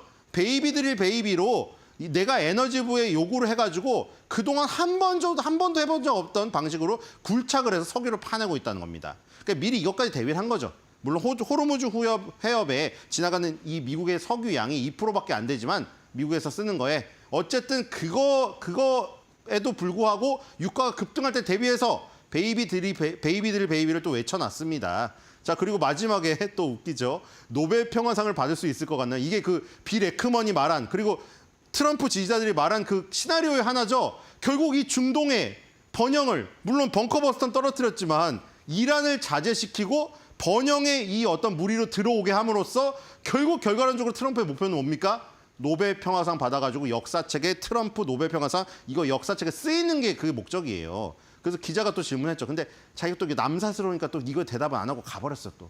그렇죠? 행복한 비행 되세요 하고 쿨하게 또 가버렸습니다. 자, 트럼프 너무 늦은 파월에 대해서 엄청 빠른 출석 예고. 자, 이번에는 파월 나오기 전에 이미 올렸습니다. 정말 파월 이거 포커페이스 유지하는 것도 대단한 것 같아요. 자, 제롬 파월 연준 의장이 오늘 의회에 출석한다. 이미 오전에 아침 일찍 이걸 올렸습니다. 뭐라고 올렸어요? 너무 늦은. 느림보 거북이란 거죠. 그리고 금리 인하를 거부하는 이유에 대해서 설명할 예정입니다. 파월이 무슨 얘기할지 알지도 못하는데 여기서 또 나왔죠. 트럼프가 어떤 화법인지. 자기가 말한 거가 길이니까 미리 말한 거예요. 파월이 그거 말할 거니까. 여기 써놓은 거예요, 그냥 금리 인하 거부하는 이유를 설명할 테니까 여러분들 잘 들어보시고 같이 비난하라 이겁니다. 금리 인하 거부할 거 당연하니까. 그래서 의회가 정말 어리석고 냉철한 사람이 되기를 바라고 우리는 앞으로 수년 동안 그의 무능함에 대한 대가를 치를 것이다라고 이 장문의 길을 썼습니다. 그렇죠? 정말 이러면서도 포커페이스를 유지하는 게 대단해요. 자, 일단 연준의 이중책무죠. 항상 그걸 강조하면서 시작하잖아요. 모든 연설이나 선언문, 무슨 서명이나 인터뷰에서 모두 다. 그렇죠? 물가 안정과 최대 고용이라는 두 마리 토끼를 잡기 위해서 FRS라는 시스템은 존재를 합니다. FRB 의장은 그걸 컨트롤해야 될 수장이고요. 자, 노동시장은 최대 고용 수준에 도달했거나 그 근처에 있다. 일단 아까 이중 책무 중에 하나인 최대 고용은 이미 도달됐다고. 그러니까 노동시장은 너무 좋다고 파월도 얘기했습니다. 그다음에 이제 물가 안정 이 부분을 자꾸 이 부분에서 트럼프랑 자꾸 견해차가 있는 것이죠. 인플레이션은 크게 낮아졌지만 연준에서는 PCE 개인 소비 지출 2%를 일단 이 공식적인 목표로 지금 얘기를 하고 있는데요. 그냥 뭉뚱그려서 CPI, PPI도 마찬가지로 2%대를 장기적인 인플레이션 안정 목표치로 삼습니다. 장기적으로 2%라는 목표보다는 다소 높게 나타났다. 지금 여기에서 갈리는 겁니다. 트럼프가 얘기한 대로 또 실행됐죠. 이것 때문에 금리 인하 안 낮출 것이니까 그 핑계를 대는 걸 한번 보라 이겁니다. 이중 임무의 양측에 존재하는 위험에 주의를 기울인다. 근데 아까 노동시장 최대 고용은 안정이 됐, 최대 고용 상태에 거의 도달됐다고 판단했다고 하니까 이 물가 안정 부분이 지금 애매하다는 거죠. 파월 입장에서는. 그래서 금리 인하를 못 내린다. 금리 인하를 못 한다. 자, 어쨌든 경제는 견고한 입장. 자, 이게 맞아요. 금리 인하를 하는 게 어떻게 보면은 반대로 말해보면 그게 무슨 말이냐면 경기가 너무 좋다는 겁니다. 경기가 너무 좋으니까 금리 인하를 할 필요가 없다. 그것도 말이 맞는데 트럼프는 일단 지금 GDP 베이 부채 비율이 너무 높기 때문에 이거에 대한 이자를 낮추니까 지금 그게 관건이라서 자꾸 낮추라고 하는 거예요. 경제가 단단하고 좋다는 거는 같이 말하고 있잖아요. 트럼프는 이렇게 호황이 어디 있느냐 얘기하고 있고 파월도 파월의 어떤 이 지금 뉘앙스상 그렇게 트럼프처럼 강하게 말하지 못할 뿐이지 경제가 좋다는 거는 같은 얘기예요. 그렇죠? 그리고 이제 이 얘기를 또 안 물어보지 않을 수가 없겠죠. 도널드 대통령을 두려워합니까? 그런데 절대 말 안 하죠. 이거 말할 리가 있습니까? 오늘 이 자리에서 나는 대통령에 대해서 결코 언급하지 않겠다고 했습니다. 말 한마디도 안 했어요, 결국. 자, 그다음에 구글 웨이모 뒤에선 테슬라 로보택시. 물론 웨드부 씨가 나와서 웨이모보다 좋다고 얘기를 했지만 웨드부 씨는 강세론자이자 테슬라를 많이 소유하고 있는 이 펀드의 그 운영자고요. 자, 이 일반 그 인플루언서들의 얘기들이 나옵니다. 그리고 여기에 그분도 등장했어요. 이 그 테슬라 코노믹스라고 이 앨런 머스크가 많이 리트윗하는 그 사람 있죠. 그 사람도 여기 탔더라고요. 자, 어쨌든 이렇게 타는데 모델 Y였고요. 직원이 앉아있는데 직원한테 말 못 겁니다. 직원이 말 대답 안 해줘요. 왜 말 대답해주는 의무가 아니기 때문이에요, 이 사람은. 자, 이 스타벅스로 갔고요. 제가 본 거는 이런 것들이에요. 오른쪽으로 도는데 사람이 여기 지나가거든요. 멈추더라고요. 그 다음에 이런 것들. 웨이모 뒤에 섰어요, 하필이면. 저 앞에 웨이모가 서 있었거든요. 그래서 흥미롭다고 이렇게 말을 했고요. 그리고 테슬라 이코노미스, 그분도 왔어요, 여기. 자, 그리고 이게 좀 문제라고 합니다. 스타벅스 바로 앞이 아니라 약간 좀 100피트 떨어진 곳에 쓰고 픽업도 그랬다. 정확한 위치가 안 잡히는 게 조금 수정해야 될 일이 아닌가 이런 얘기 했고요. 그다음에 운전자 없이 이 지금 그 순조롭게 진행되는 그러니까 우버에 대한 걱정을 한 거예요. 운전자 없는 승차 공유 서비스 테슬라가 할 건데 우버는 어떻게 경쟁할 것인가? 우버는 행복하지 않았을 것이다. 이렇게 얘기했고요. 그다음에 이런 장면도 있었어요. 정말 복잡한 차선도 없는 주차장이었거든요. 얘가 어디로 찾아가냐면 건물 뒤에 조그만 이 라인 있죠. 거기로 파고 들어가고 천천히 가서 요 뒷골목으로 돌아오더라고요. 얘가 자율주행으로. 그게 신기했고요. 그다음에 다른 여자 인플루언서 분인데 여기 이제 즐길 수 있는 이런 부분들이죠. 나중엔 핸들도 없어지고 이게 크게 앞에 헤드 디스플레이가 나올 거예요. 그래서 여기 팟캐스트도 즐길 수 있고요. 게임도 있었고요. 이런 넷플릭스, 유튜브 이런 거 다 볼 수 있다. 디즈니 플러스, 훌루 다 있죠. 이렇게 지금 나왔습니다. 그래서 지금 자율주행 자동차 로보택시에 대한 부분이 인플루언서들의 어떤 유튜브에 다 착착 올라오고 있는데 정말 놀라운 기술 발전을 볼 수가 있었습니다. 자, 트럼프가 이제 나토에 참석을 했는데 아까 말한 대로 방위비 분담 GDP 5% 이거를 아마 투표를 이 지금 승인하고 떠나는 게 목적이 아닐까 이렇게 생각이 됩니다. 그래서 트럼프의 말을 한 줄 매두평으로 하겠습니다. 트럼프, 나토 방위비 5% 위로 나토.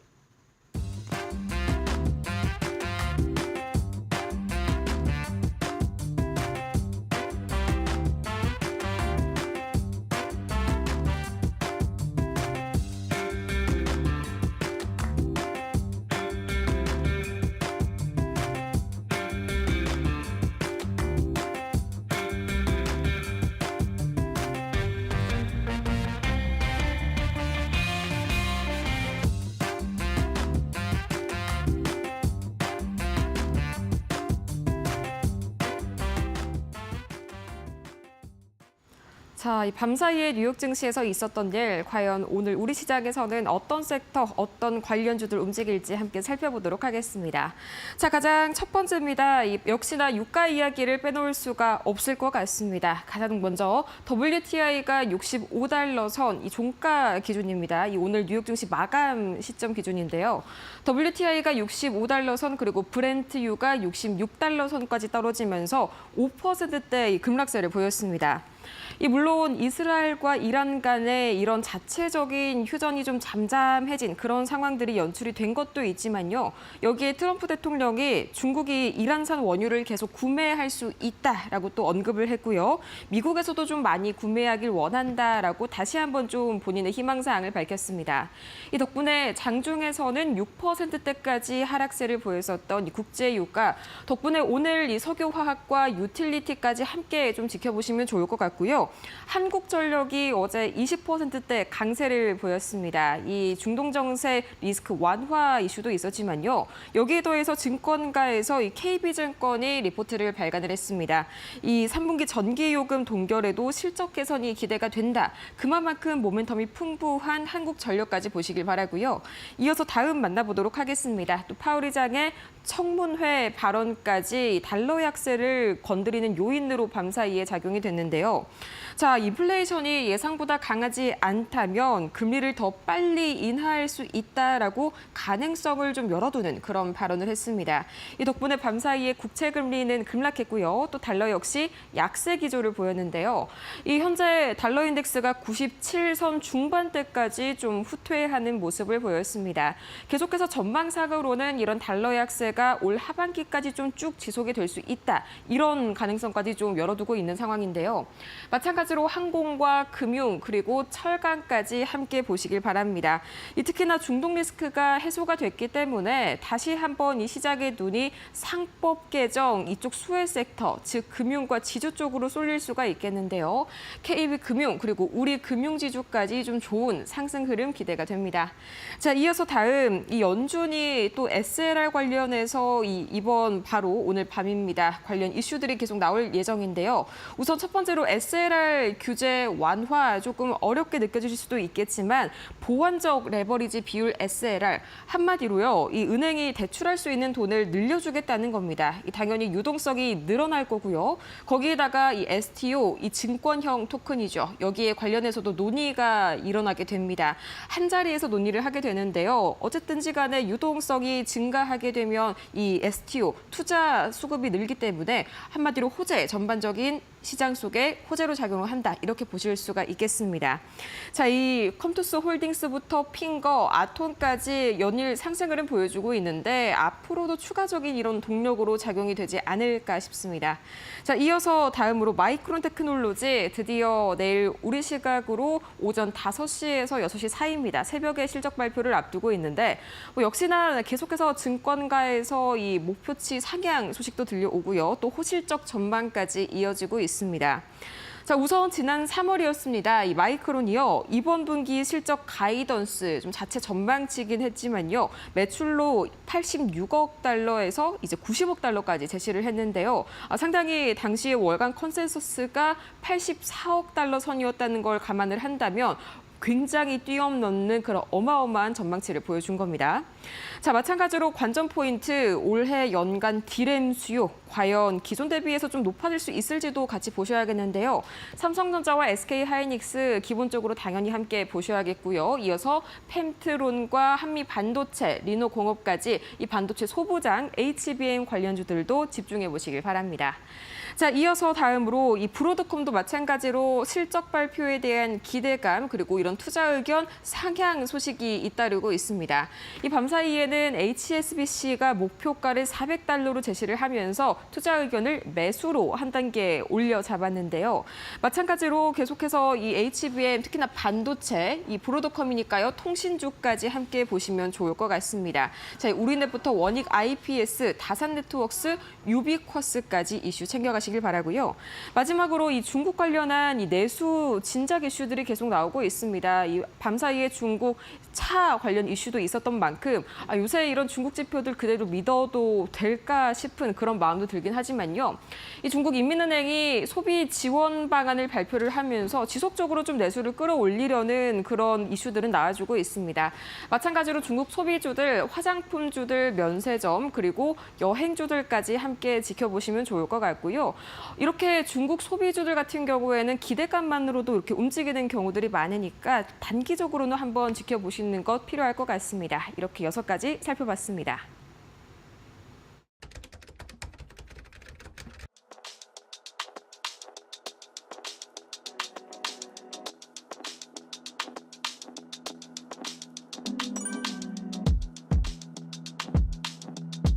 And in my opinion, Tesla has the best path to scalability and profitability with this. And here we go, we're pulling in right now.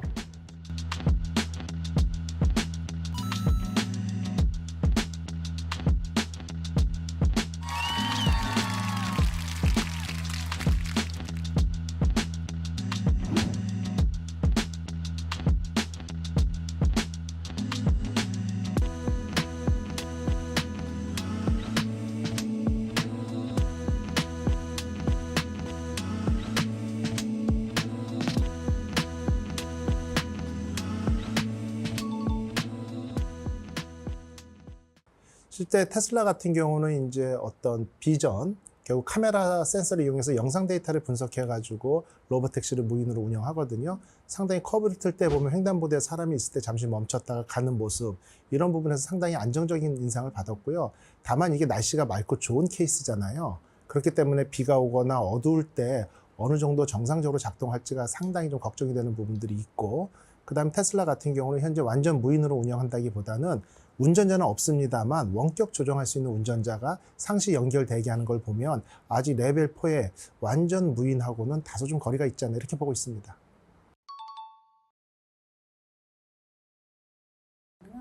실제 가능하죠. 지금 같은 경우는 어떤 이머전시 발생 시에 대비해 가지고 운전자가 탑승해서 차량을 끌고 갈 이런 것까지 염두에 둔 거거든요. 실제 뭐 몇 년 전에 샌프란시스코에서 로보택시가 운행을 하다가 특정 시간대에 자정에 뭐 수십 대의 차량이 교차로에 모여 있을 때는 실제 회사 사람들이 다 나와가지고 리셋을 하고 포맷을 한 다음에 차를 일일이 끌고 갔거든요. 이런 케이스에 대비해서 페달과 운전, 핸들대가 있는 거거든요. 그런데 지금처럼 무인 시스템으로 운영을 하고 여기에서 나온 데이터들을 충분히 업그레이드 한다라고 하면은 실제 현재 상황에서 페달이나 브레이크, 핸들 이런 것들이 없는 것과는 큰 차이가 없을 수 있습니다. 그렇기 때문에 아마존에서 지금 현재 시범 운영을 하고 올 연말에 출시를 하고자 하는 어떤 차종 같은 경우도 핸들이나 이런 거 전혀 없이 관람차처럼 서로 마주보는 이런 구조를 갖고 있는 거죠.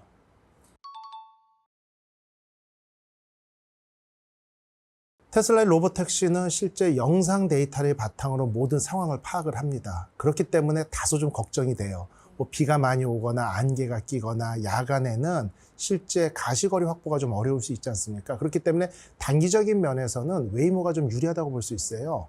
그런데 장기적으로 이런 데이터들이 모두 축적돼서 많이 극복이 된 몇 년 후를 내다본다라고 하면 테슬라는 저가형이거든요.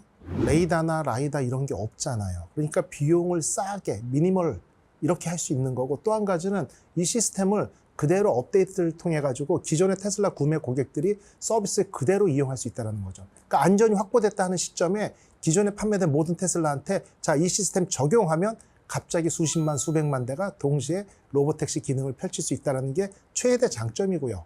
그다음에 구글 웨이모 같은 경우는 레이다나 라이다를 통해 가지고 차량을 컨트롤하기 때문에 현재 또 1,500대 이상이 운행을 하고 있고, 뭐 거기에 따른 서비스 카운트만 하면 이게 뭐 1억 건이 넘는다, 제가 이렇게 알고 있거든요. 상당히 많은 데이터가 축적돼 있기 때문에 현재까지는 가장 안전합니다만, 조금 전에 말씀드린 것처럼 레이다, 라이다 같은 어떤 고가의 장비들이 탑재되다 보니까 이게 보급화를 통해 가지고 모든 차량에 적용되기에는 어느 정도 한계가 있지 않나 이렇게 보여집니다. 그리고 뭐 아마존 같은 경우는, 죽스 같은 경우는 거의 뭐 시스템의 어떤 문제라기보다는 시스템에 특별하다고 하는 것은 핸들, 브레이크, 페달 이런 사람이 조작하는 어떤 기구가 전혀 없이 집의 소파에 가족끼리 마주 앉은 그런 모양새를 띈다는 것이 좀 특징이다 이렇게 볼 수 있습니다. 그렇죠. 보통 자동차 업계에서 얘기하는 건 규모의 경제라는 게 있거든요. 보통 우리나라가 지금 수소전기차가 아주 치덕원을 치르고 있는데 보통 10,000대, 20,000대 판매할 때 차량 생산 가격이 1억이다라고 하면 5만 대 생산 규모로 넘어가면 이게 30%가 절감돼요. 7천만 원에 만들 수 있습니다. 10만 대가 넘어가면 그 7천만 원에서 또 30%가 떨어져요. 4,900에 만들 수 있거든요. 그러다 보니까 라이다, 레이다 당연히 고가지만 이게 대량 생산을 통해 가지고 안정성이 확보되고 모든 사람들이 그 차를 선호한다라고 하면 규모의 경제로 수십만 대씩 판매한다면 그 품질 제품 몇 개 더 들어간 건 큰 문제가 되지 않을 수 있습니다. 다만 모든 차들이 전 세계 15억 대의 자동차가 돌아다니고 있거든요. 연간 8,500에서 9천만 대가 새로 출시되면서 17년 정도 지나야 모든 차가 새로운 차로 바뀌어요. 그런데 그 구글의 웨이모가 완벽한 자율주행 기능이 있는 차라고 하면 그 차로 모든 사람들이 차량을 교체하는 타이밍까지는 완벽한 자율주행 시대가 열리지 않겠죠. 근데 테슬라는 이미 보급해놓은 차량들까지 소프트웨어 업데이트를 통해서 새로운 하드웨어를 달지 않고도 그 기능을 낼 수 있다는 것이 차별적이라고 볼 수 있습니다. 기술적인 문제점은 분명히 극복이 되고 점차 사라질 걸로 보여집니다. 다만 가장 중요한 것은 좀 고상하게 말씀드리면 인류 보편적 가치관의 통일이 과연 될 것이냐 이 얘기거든요. 무슨 말이냐면은 인디아 보면은 소를 우상 숭배하잖아요. 소를 숭배하는데 자 프로그래머가 차가 가다 브레이크가 고장났습니다. 한쪽에 소가 있고 한쪽에 사람이 있어요. 어느 쪽에 충돌해서 피해를 줄일까요? 라는 문제를 냈을 때 당연히 대부분의 국가들은 소나 가축하고 충돌해라, 사람을 보호해라 이렇게 프로그램을 짤 수밖에 없죠. 인디아에 판매하는 차종에서는 어떻게 프로그램을 짤까요? 이런 부분들이 상당히 딜레마에 속할 수 있고 또 한 가지는 횡단보도에 아이들이 20명이 건너고 있는데 차가 고장났습니다. 왼쪽은 절벽이고요. 그럴 때 미국에서 설문조사를 했는데 실제 운전자 한 명만 희생시켜야 된다라는 게 설문조사가 97%였어요. 당연히 절벽으로 떨어져서 운전자만 희생시키고 아이들 20명을 살려라. 그런데 질문들을 쭉 하다가 마지막에 그 차 너희 가족한테 사줄 거야. 네 아들한테 사줄 거야. 어떻게 할래란 답변에서는 44에서 47%만 절벽으로 떨어지다 요 답변을 했고 나머지는 운전자를 최우선으로 보호해야 된다는데 동그라미 쳤어요. 이 얘기는 뭐냐면 차가 가장 합리적으로 소수의 인원을 희생시키도록 만들어진다 하더라도 각종 튜닝이나 해킹을 통해 가지고도 운전자를 최선으로 보호하면서 이렇게 법을 위반하는 사례도 발생할 수 있는데 이런 위험성까지 모든 인류들이 보편적 가치관의 통일이 이루어질지 이게 오히려 큰 문제라고 볼 수 있습니다. 상당히 어렵죠. 전 세계적으로 이제 자율주행 자동차 기술을 많이 가지고 있고 앞서 있는 기업 10군데를 꼽으면 한국은 한 군데가 들어가 있습니다.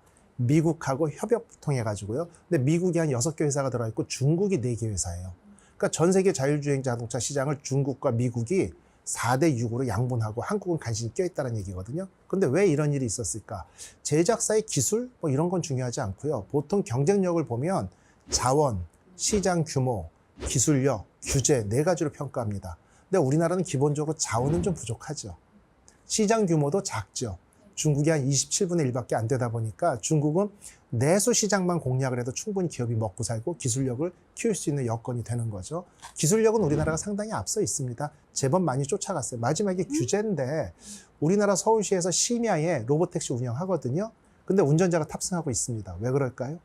우리나라에는 아직 규정상 어린이 보호구역, 노인 보호구역에는 운전자가 없는 차량 운행 금지라는 법안이 아직도 있고요. 이걸 계속 전문가들이 잘못됐다고 얘기했더니 뭐 특별한 케이스라고 조금 달아놨지만 완벽하지 않아요. 그러니까 자율주행에 관한 기술을 실증 사업을 통해 가지고 국내에서 검증할 수 있는 규제 여건이 안 돼 있다 보니까 우리나라는 무조건 뒤질 수밖에 없다 이런 얘기죠.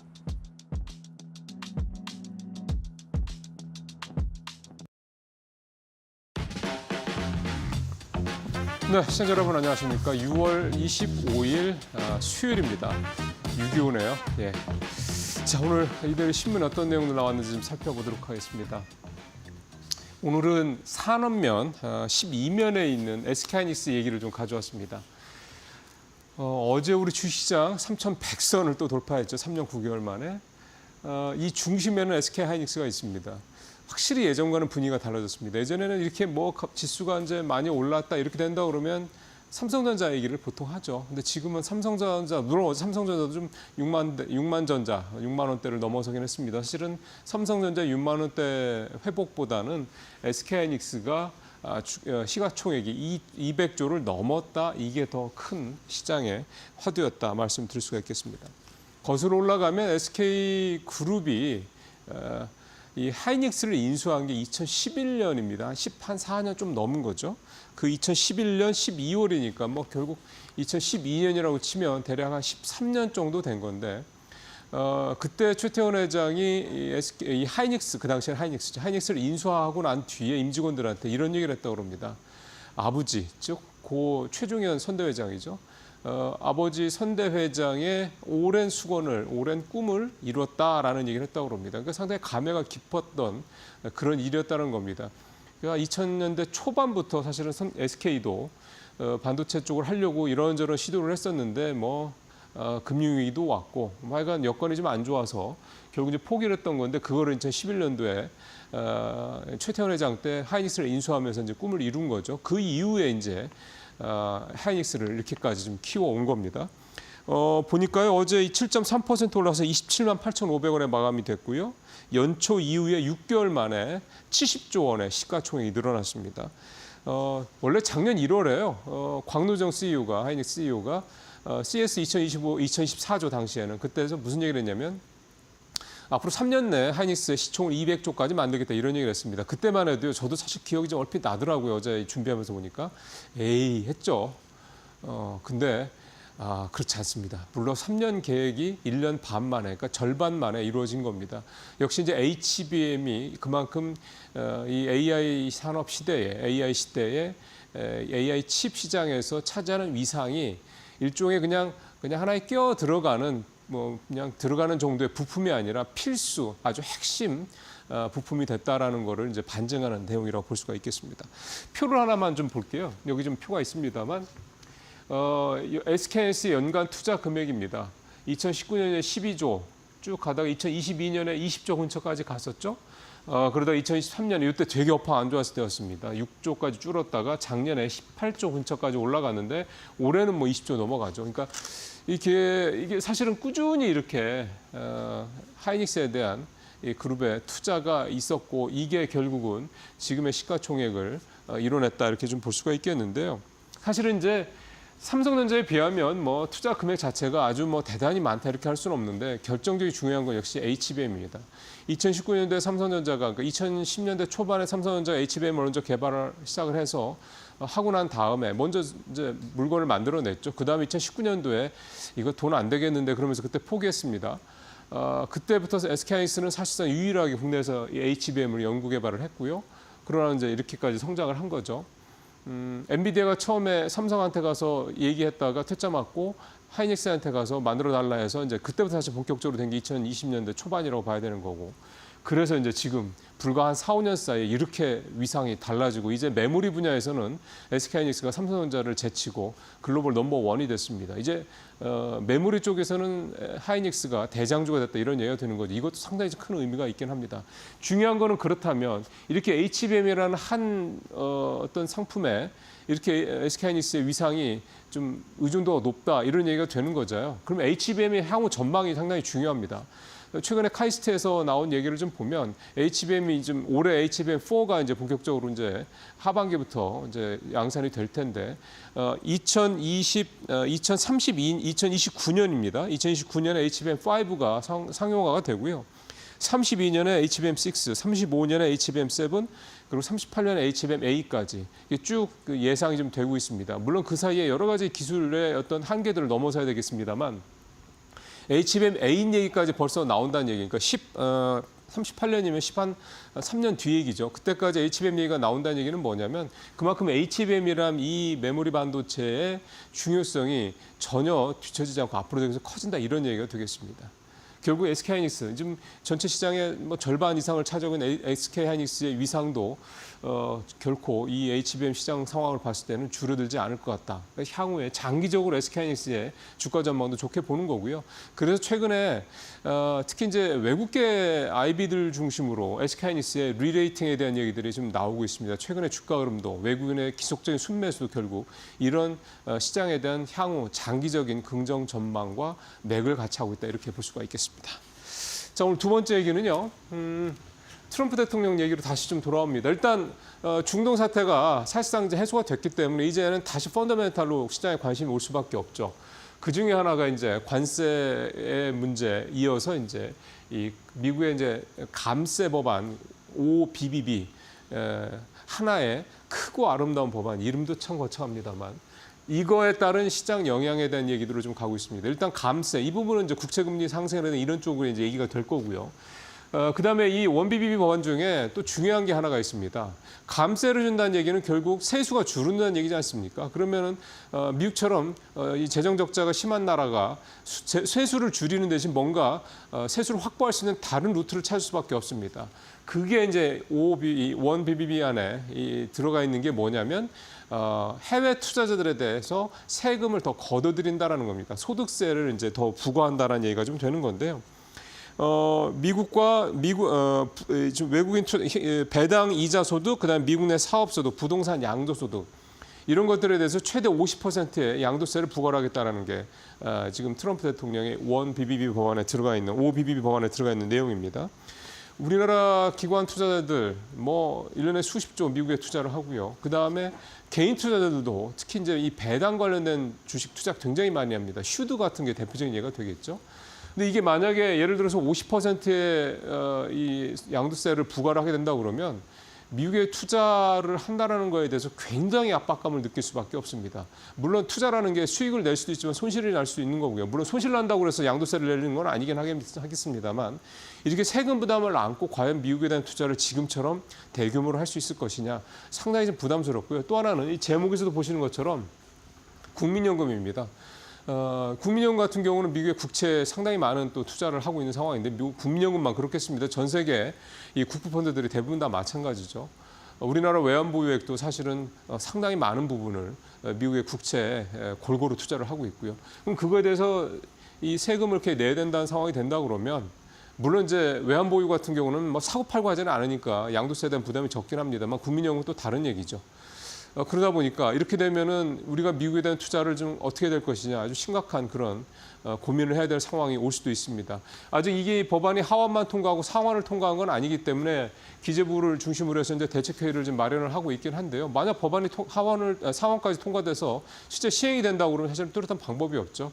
결국 이제 외교력이 불가피하게 필요한 상황이고 아마 이 부분은 비단 우리나라뿐만 아니라 다른 전 세계 모든 나라들 또 전 세계 모든 국부펀드나 이런 대규모 공공펀드라든가 민간 펀드들, 민간 이 투자사들이 모두 달려들어서 아마 로비를 하지 않을까 생각이 좀 됩니다. 자, 세 번째 얘기부터 좀 빠르게 가보겠습니다. ISC, 뭐 잘 아시죠? 대표적인 소부장 기업 중에 하나인데요. 이 회사를 노르웨이 중앙은행 노르겐뱅크가 지분을 5%를 넘게 인수를 했습니다. 인수 이유는 뭐 단순 투자 목적으로 얘기를 하는데요. 주가 한번 보시죠. ISC 주가가 최근 2년 사이에 한 반토막이 났습니다. 원래 SKC가 2년 전에 인수하고 났을 때만 해도 한 10만 원대 정도 됐는데 지금 이제 5만 3천 원대니까 거의 반토막이 났었죠. 이제 노르겐뱅크가 인수를 하고 그다음에 전체적으로 좀 반도체 업황도 좀 좋아지고 있고요. 이 테스트 소켓 같은 경우는 특히 이 첨단 공정에 그러니까 이 HBM4 같은 이렇게 HBM이라든가 GPU 같은 첨단 공정에 반드시 들어가야 되는 그런 제품입니다. 이게 이 테스트 소켓이라는 게 뭐냐면 핀 수십 개, 수백 개로 만들어진 건데 이게 이제 전기 신호가 이를테면 반도체를 테스트를 할 때 전기 신호가 빠르게 전달이 되는지 이걸 확인하는 겁니다. 그래서 전기 신호가 시원찮다 그러면 불량인 거죠. 그거를 해야 되기 때문에 이건 계속 소모품입니다. 또 계속 물건이 들어가야 되는 부품이 들어가야 되는 거고 그러다 보니까 여러분들 잘 아시는 리노고 같은 회사 그 회사가 이제 넘버원이고 이제 ISC도 이제 굉장히 이 분야에서 잘하는 기업인데 최근에 주가가 부진했지만 업황도 좋아지고 있고 이렇게 해외 국펀드에서 주식도 사고 있고 뭔가 좀 분위기가 좀 바닥을 탈출하는 분위기가 좀 나타나고 있는 게 아니냐 이런 생각도 좀 듭니다. 자 마지막은 이제 여행주 오랜만에 좀 해보죠. 하나투어 얘기를 좀 해보도록 하겠습니다. 이데일리 증권부의 주토피아에서 오늘 다룬 내용이기도 한데요. 사실은 여행사들 주가가요. 팬데믹 이후에 그렇게 많이 회복되지는 못했습니다. 그래서 썩 좋지는 않았는데 최근에 주가가 좀 반등을 하고 있는데요. 하나투어만 보더라도 주가 한번 보시죠. 최근 한 달 새 주가가 13% 오르면서 회복을 좀 했습니다. 연초 수준 회복을 좀 했고요. 일단은 이 여행주들에 대한 기대감이 좋아지고 있는 거는 모든 불확실성이 해소가 좀 되면서 이제 좀 사람들이 여행을 좀 갈 만한 심리가들이 조성이 좀 되고 있습니다. 실제로 소비자 심리 지수도 100을 넘은 그런 상황이고요. 하나투어가 2분기에 또 영업이익도 상당히 좀 좋을 것으로 예상이 되고 있습니다. 컨센서스가 111억으로 전년 대비해서 무려 200% 엄청나게 좀 늘어날 것으로 예상이 좀 되고 있고요. 그다음에 또 하나 중요한 건 이재명 대통령의 대선 공약이죠. 주 4.5일 근무제. 이게 이제 시행이 된다고 하면 역시 또 특히 아무래도 이제 대기업들 중심으로 처음에는 시작이 될 가능성이 높기 때문에 좀 시간적 여유 또 금전적 여유가 있는 사람들 중심으로 해서 해외여행 수요도 늘어날 것이다. 그러면 이제 가장 대표주인 하나투어 그 수혜를 받을 것이다. 이런 얘기가 좀 되겠습니다. 네, 오늘 뉴스 브리핑 여기서 마치도록 하겠습니다.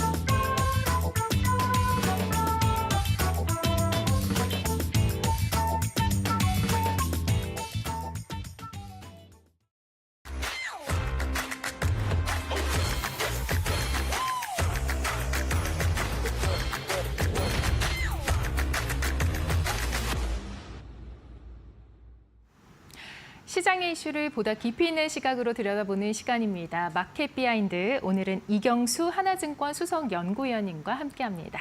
연님 오셨을까요? 네, 안녕하세요. 네, 자 미국 증시가 상당히 기분 좋게 마감이 됐습니다. 3대 지수가 모두 올랐고 그리고 중동 긴장 완화와 또 조기 금리 인하에 대한 기대감이 있죠. 어떻게 보셨을까요?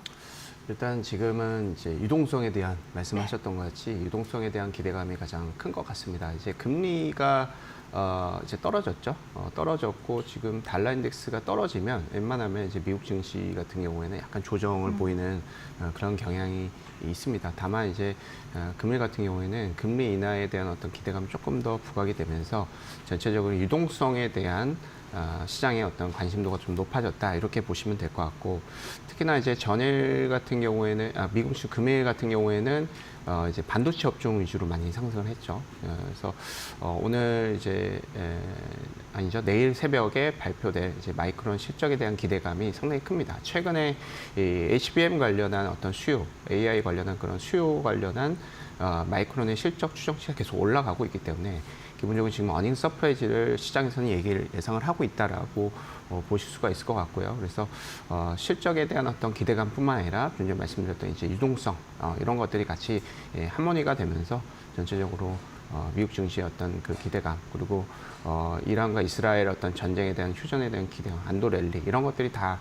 복합적으로 작용이 되면서 미국 증시 상당히 좀 긍정적으로 이제 마감이 됐고 앞으로도 이런 흐름은 좀 더 이어지지 않을까 이렇게 생각을 하고 있습니다. 네, 이 전체적으로 복잡한 요인들로 인해서 이제 기분 좋게 마감이 됐다라고 하셨는데, 자 조기 금리 인하에 대한 기대감에 좀 주목을 해보도록 하겠습니다. 이제 파월 의장이 이 금리 인하를 서두를 필요는 없지만 인플레이션 압력에 계속 억제가 나온다면은 이제 조기로 당길 수도 있다라고 발언을 했잖아요. 좀 이러한 부분들을 어떤 시각으로 보시나요? 일단 인플레이션이라는 네. 단어가 가장 중요할 것 같습니다. 네. 기본적으로 지금 전쟁이 공식적으로 이제 휴전이 됐다라고 네. 봐야 되겠죠. 네. 그러면서 이제 유가가 기존에 올랐던 것만큼 다 빠졌어요. 네. 그러면 이제 시장 참여자들은 인플레이션에 대한 우려는 좀 약해지겠다 이렇게 네. 생각을 할 수가 있을 것 같습니다. 기본적으로 핵심은 주거 비용하고 유가 그리고 이제 식료품 이게 이제 핵심이잖아요. 기본적으로 이제 주거 비용은 계속해서 뭐 중장기적으로 올라간다라고 네. 가정을 하고 이제 유가 같은 경우에는 이제 급락을 했기 때문에 파월 의장이 이제 어느 정도 얘기를 할 수 있는 그런 룸이 있겠죠. 그리고 액션을 금리 인하 쪽으로 좀 생각할 수 있는 룸도 생길 것 같습니다. 그리고 미국 고용에 대해서 얘기를 많이 했잖아요. 그리고 미국 고용이 지금 실질적으로 좋지 않은 모습들이 관찰이 되고 있고 이런 것들을 이제 반영을 했을 때 뭐 기본적으로 금리 인하에 대한 어떤 가능성이 시장 참여자들은 상당히 좀 높게 보고 있다. 그러면서 금리가 좀 빠졌다라고 보시면 될 것 같고요. 그래서 이제 7월달 가능성이 뭐 엄청나게 높아진 건 아니지만은 이제 뭐 기본적으로 이제 전쟁이 휴전된 이후에 오히려 요 확률이 높아지기도 했습니다. 그래서 파월 의장이 이렇게 얘기를 해서 뭐 갑자기 이렇게 높아진다라기보다는 유가가 가장 중요할 것 같습니다. 그래서 유가가 계속 빠지고 그 사이에 만약에 다시 이제 중동에 대한 전쟁에 대한 리스크가 반영이 됐다라고 하면 사실상 요거는 다시 또 없었던 일이 될 수가 있겠죠. 금리는 이제 9월달 정도로 예상을 하고 뭐 50bp 연중 내내 이제 50bp는 이제 어느 정도 지금 컨센서스로 형성하고 있지만 가급적이면 빨리 인하했으면 좋겠다라는 게 시장 심리이기 때문에 그런 측면은 좀 될 수는 있습니다. 약간 좀 중동에 대한 어떤 리스크가 반영이 될 수 있을 것 같고요. 어찌됐건 지금 상황에서는 트럼프가 잘 중재를 한다라는 가정에서 봤을 때는 인플레이션이 좀 이렇게 둔화되고 고용 지표도 좋지가 않고 이런 측면은 금리 인하를 충분히 7월 달에도 할 수 있는 가능성을 우리가 좀 볼 수도 있을 것 같습니다. 그래서 7월, 9월 이 정도로 좀 예상을 할 수가 있지 않을까. 그러면 전체적인 유동성에 대한 어떤 기대감 그리고 미국 트럼프 대통령이 원하는 달러의 하락, 금리 하락 이런 것들이 같이 이제 맞물리면서 관세 정책을 트럼프 정부가 글로벌 상대로 상당히 좀 이제 운신의 폭이 크게 될 수가 있겠죠. 그래서 일단 지금은 이제 유동성에 대한 어떤 기대감은 어느 때보다 상당히 좀 큰 상황이고 뭐 반대로 봤을 때 이제 실물 경기에 대한 우려는 좀 점진적으로 이제 증가를 하고 있고 그렇지만 이제 저희가 금융위기 이후에는 실물 경기의 부담보다는 유동성 증가에 대한 어떤 효과가 좀 더 컸었습니다. 이제 그런 측면이 있기 때문에 유동성에 대한 어떤 컨셉을 긍정적인 컨셉을 좀 이제 실물 경기 부진 컨셉보다는 좀 더 높게 봐서 시장은 좀 우상향 곡선에 대한 그 기대감을 상당히 키웠던 이런 이슈였다 이렇게 보시면 될 것 같습니다. 네. 맞아요. 아직까지는 이제 중동 리스크 등 여러 변수들이 있기 때문에 이제 확신을 할 수는 없지만 7월도 가능성이 있다 이렇게 보실 수 있겠네요. 저희가 그래도 한 달 전에는 9월, 10월을 좀 예상을 했었는데 지금은 또 7월 조기 인하 설이기 때문에 맞습니다. 그만큼 또 그간의 변화가 있지 않았을까 싶습니다. 자, 이러한 휴전 합의도 있고 여러 이슈들 가운데서 국내 증시 또한 이제 장중에 3,100선을 이제 돌파를 하면서 3년 9개월 만에 상당히 좋은 흐름을 보였습니다. 국내 증시 좀 어떻게 보고 계세요? 국내 증시는 이제 글로벌 증시 대비해서 가장 좋지 않을까 이렇게 생각을 하고 있습니다. 뭐 지금 제가 한국 사람이라서 그렇게 얘기를 하는 건 아니고요. 전일 이제 MSCI 코리아 지수도 4% 올랐죠. 4.3% 이 정도 오른 것 같고요.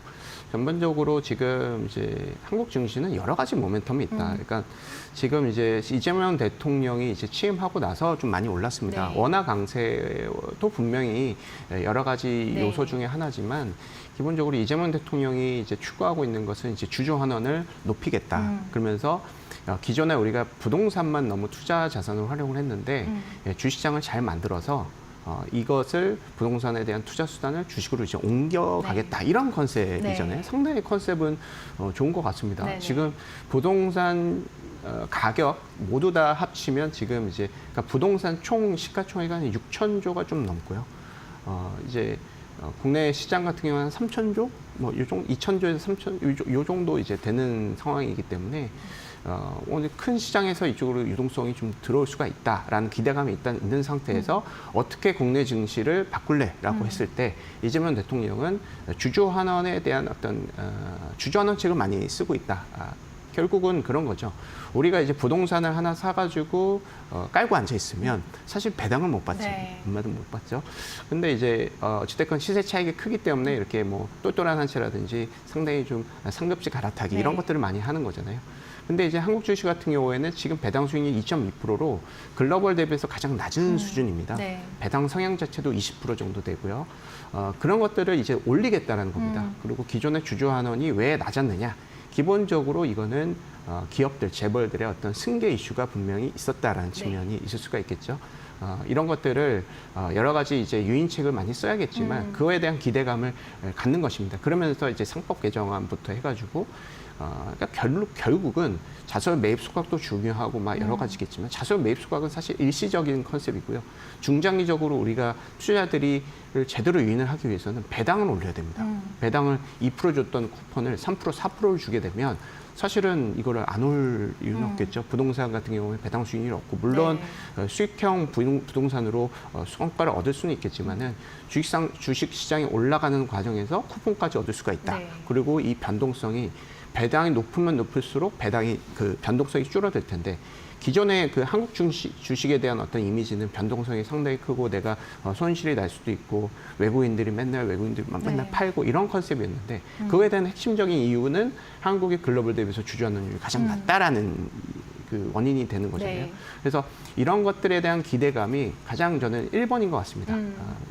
국내 투자도 그렇고 외국인 투자자들이 실질적으로 한국의 엄청 그 안 좋은 부분을 이재명 대통령이 와서 이거를 좀 뭔가 치료를 하려고 한다라는 측면이 핵심적이었던 부분인 것 같고요. 두 번째 우리 이제 한국의 그 디스카운트의 이제 원인은 이제 지정학적인 리스크겠죠. 북한과의 어떤 그 관계가 상당히 좀 냉각된 상태가 있었습니다. 하지만 이제 대북 확성기도 이제 폐쇄를 했고. 죄송합니다. 철거를 좀 했고요. 그리고 북한과의 어떤 대화를 계속해서 좀 이어가겠다라는 측면으로 계속 이제 정책적인 기조가 가고 있기 때문에 이거에 대한 기대감이 좀 반영이 된 것이 아닌가 생각이 들고요.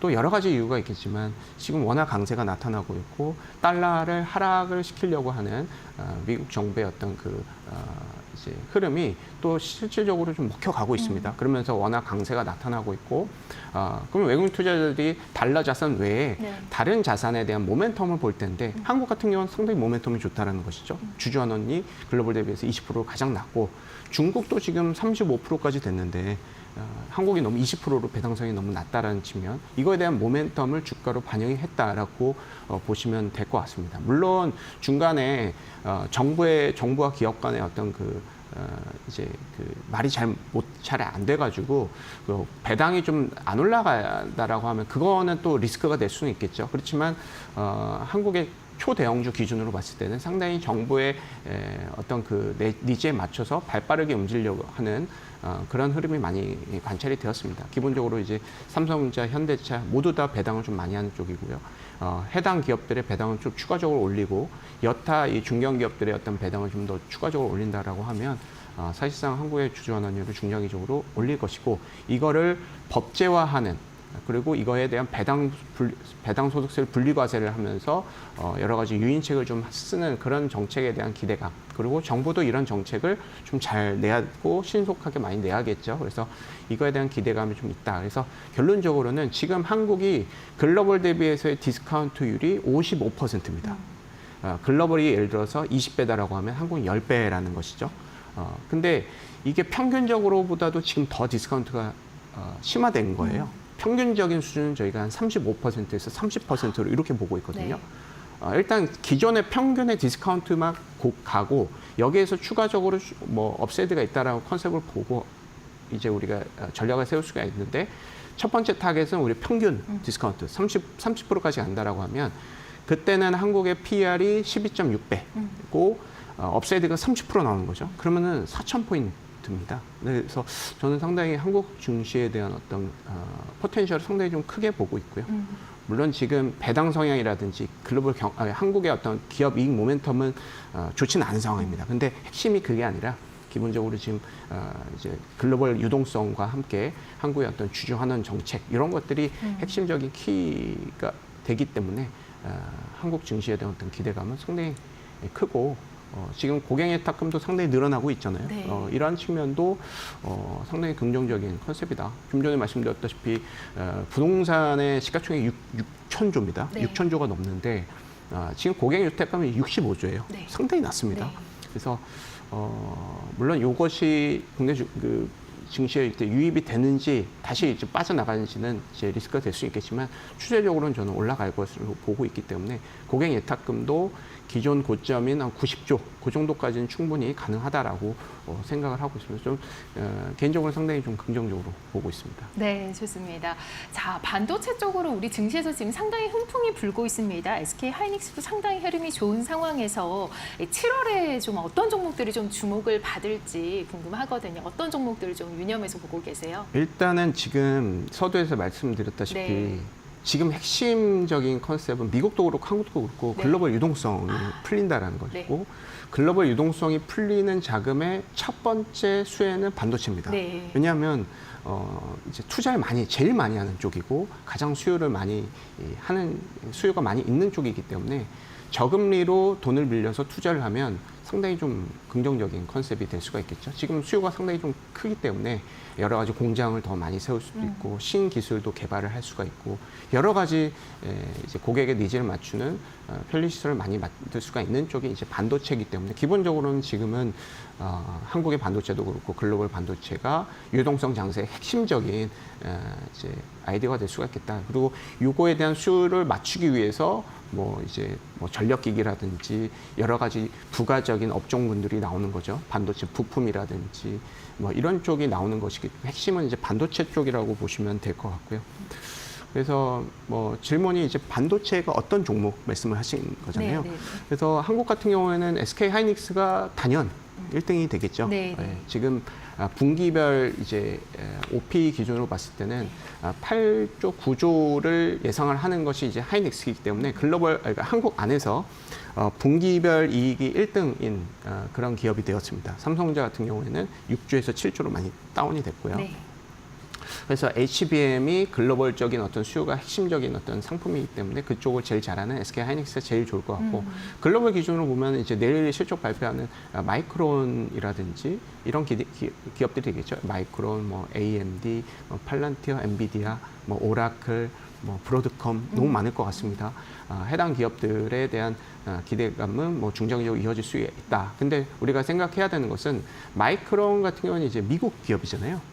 사실은 미국이 계속 밀어주는 쪽이란 말이죠. 그러면서 얘네들에 대해서 수요를 확인하고 한국도 여기에서 이제 소유에 있어서 빨대를 꼽는 거죠. 네. 그런 컨셉으로 좀 가는 측면. 그래서 전체적인 내일 이제 마이크론 실적이 발표가 되겠지만 전체적인 수요를 확인하면서 추가적인 반도체 업종의 강세도 우리가 기대를 할 수가 있겠다. 그런데 이제 한국도 잘하기 때문에 한국 증시도 그거에 대한 순풍을 분명히 받을 수가 있기 때문에 지금 유동성하고 실적 상당히 좀 모두 다 좋은 환경이다. 그래서 저는 상당히 미국도 그렇고 한국도 그렇고 반도체 업종 같은 경우에는 긍정적으로 평가를 하고 있습니다. 네, 그럼 7월에 이제 퀀트를 통해서 뽑힌 종목으로 이제 반도체주 쪽 말씀을 해주셨습니다. 자, 오늘 여러 가지 유동성과 관련된 얘기들 그리고 또 배당과 관련된 얘기들 여러 가지 얘기들 많이 들어봤습니다. 네, 오늘은 마켓 비하인드 이경수 하나증권 수석 연구위원님과 함께했습니다. 위원님 고맙습니다. 네, 감사합니다. 네, 뉴욕 증시 상당히 흐름이 좋았습니다. 오늘 시장에서 우리 국내 증시는 어떤 흐름으로 이어질지 커플링이 될지 궁금해지는데요. 잠시 후 마켓나우 1부에서 살펴보도록 하겠습니다. 시청해주신 여러분 고맙습니다.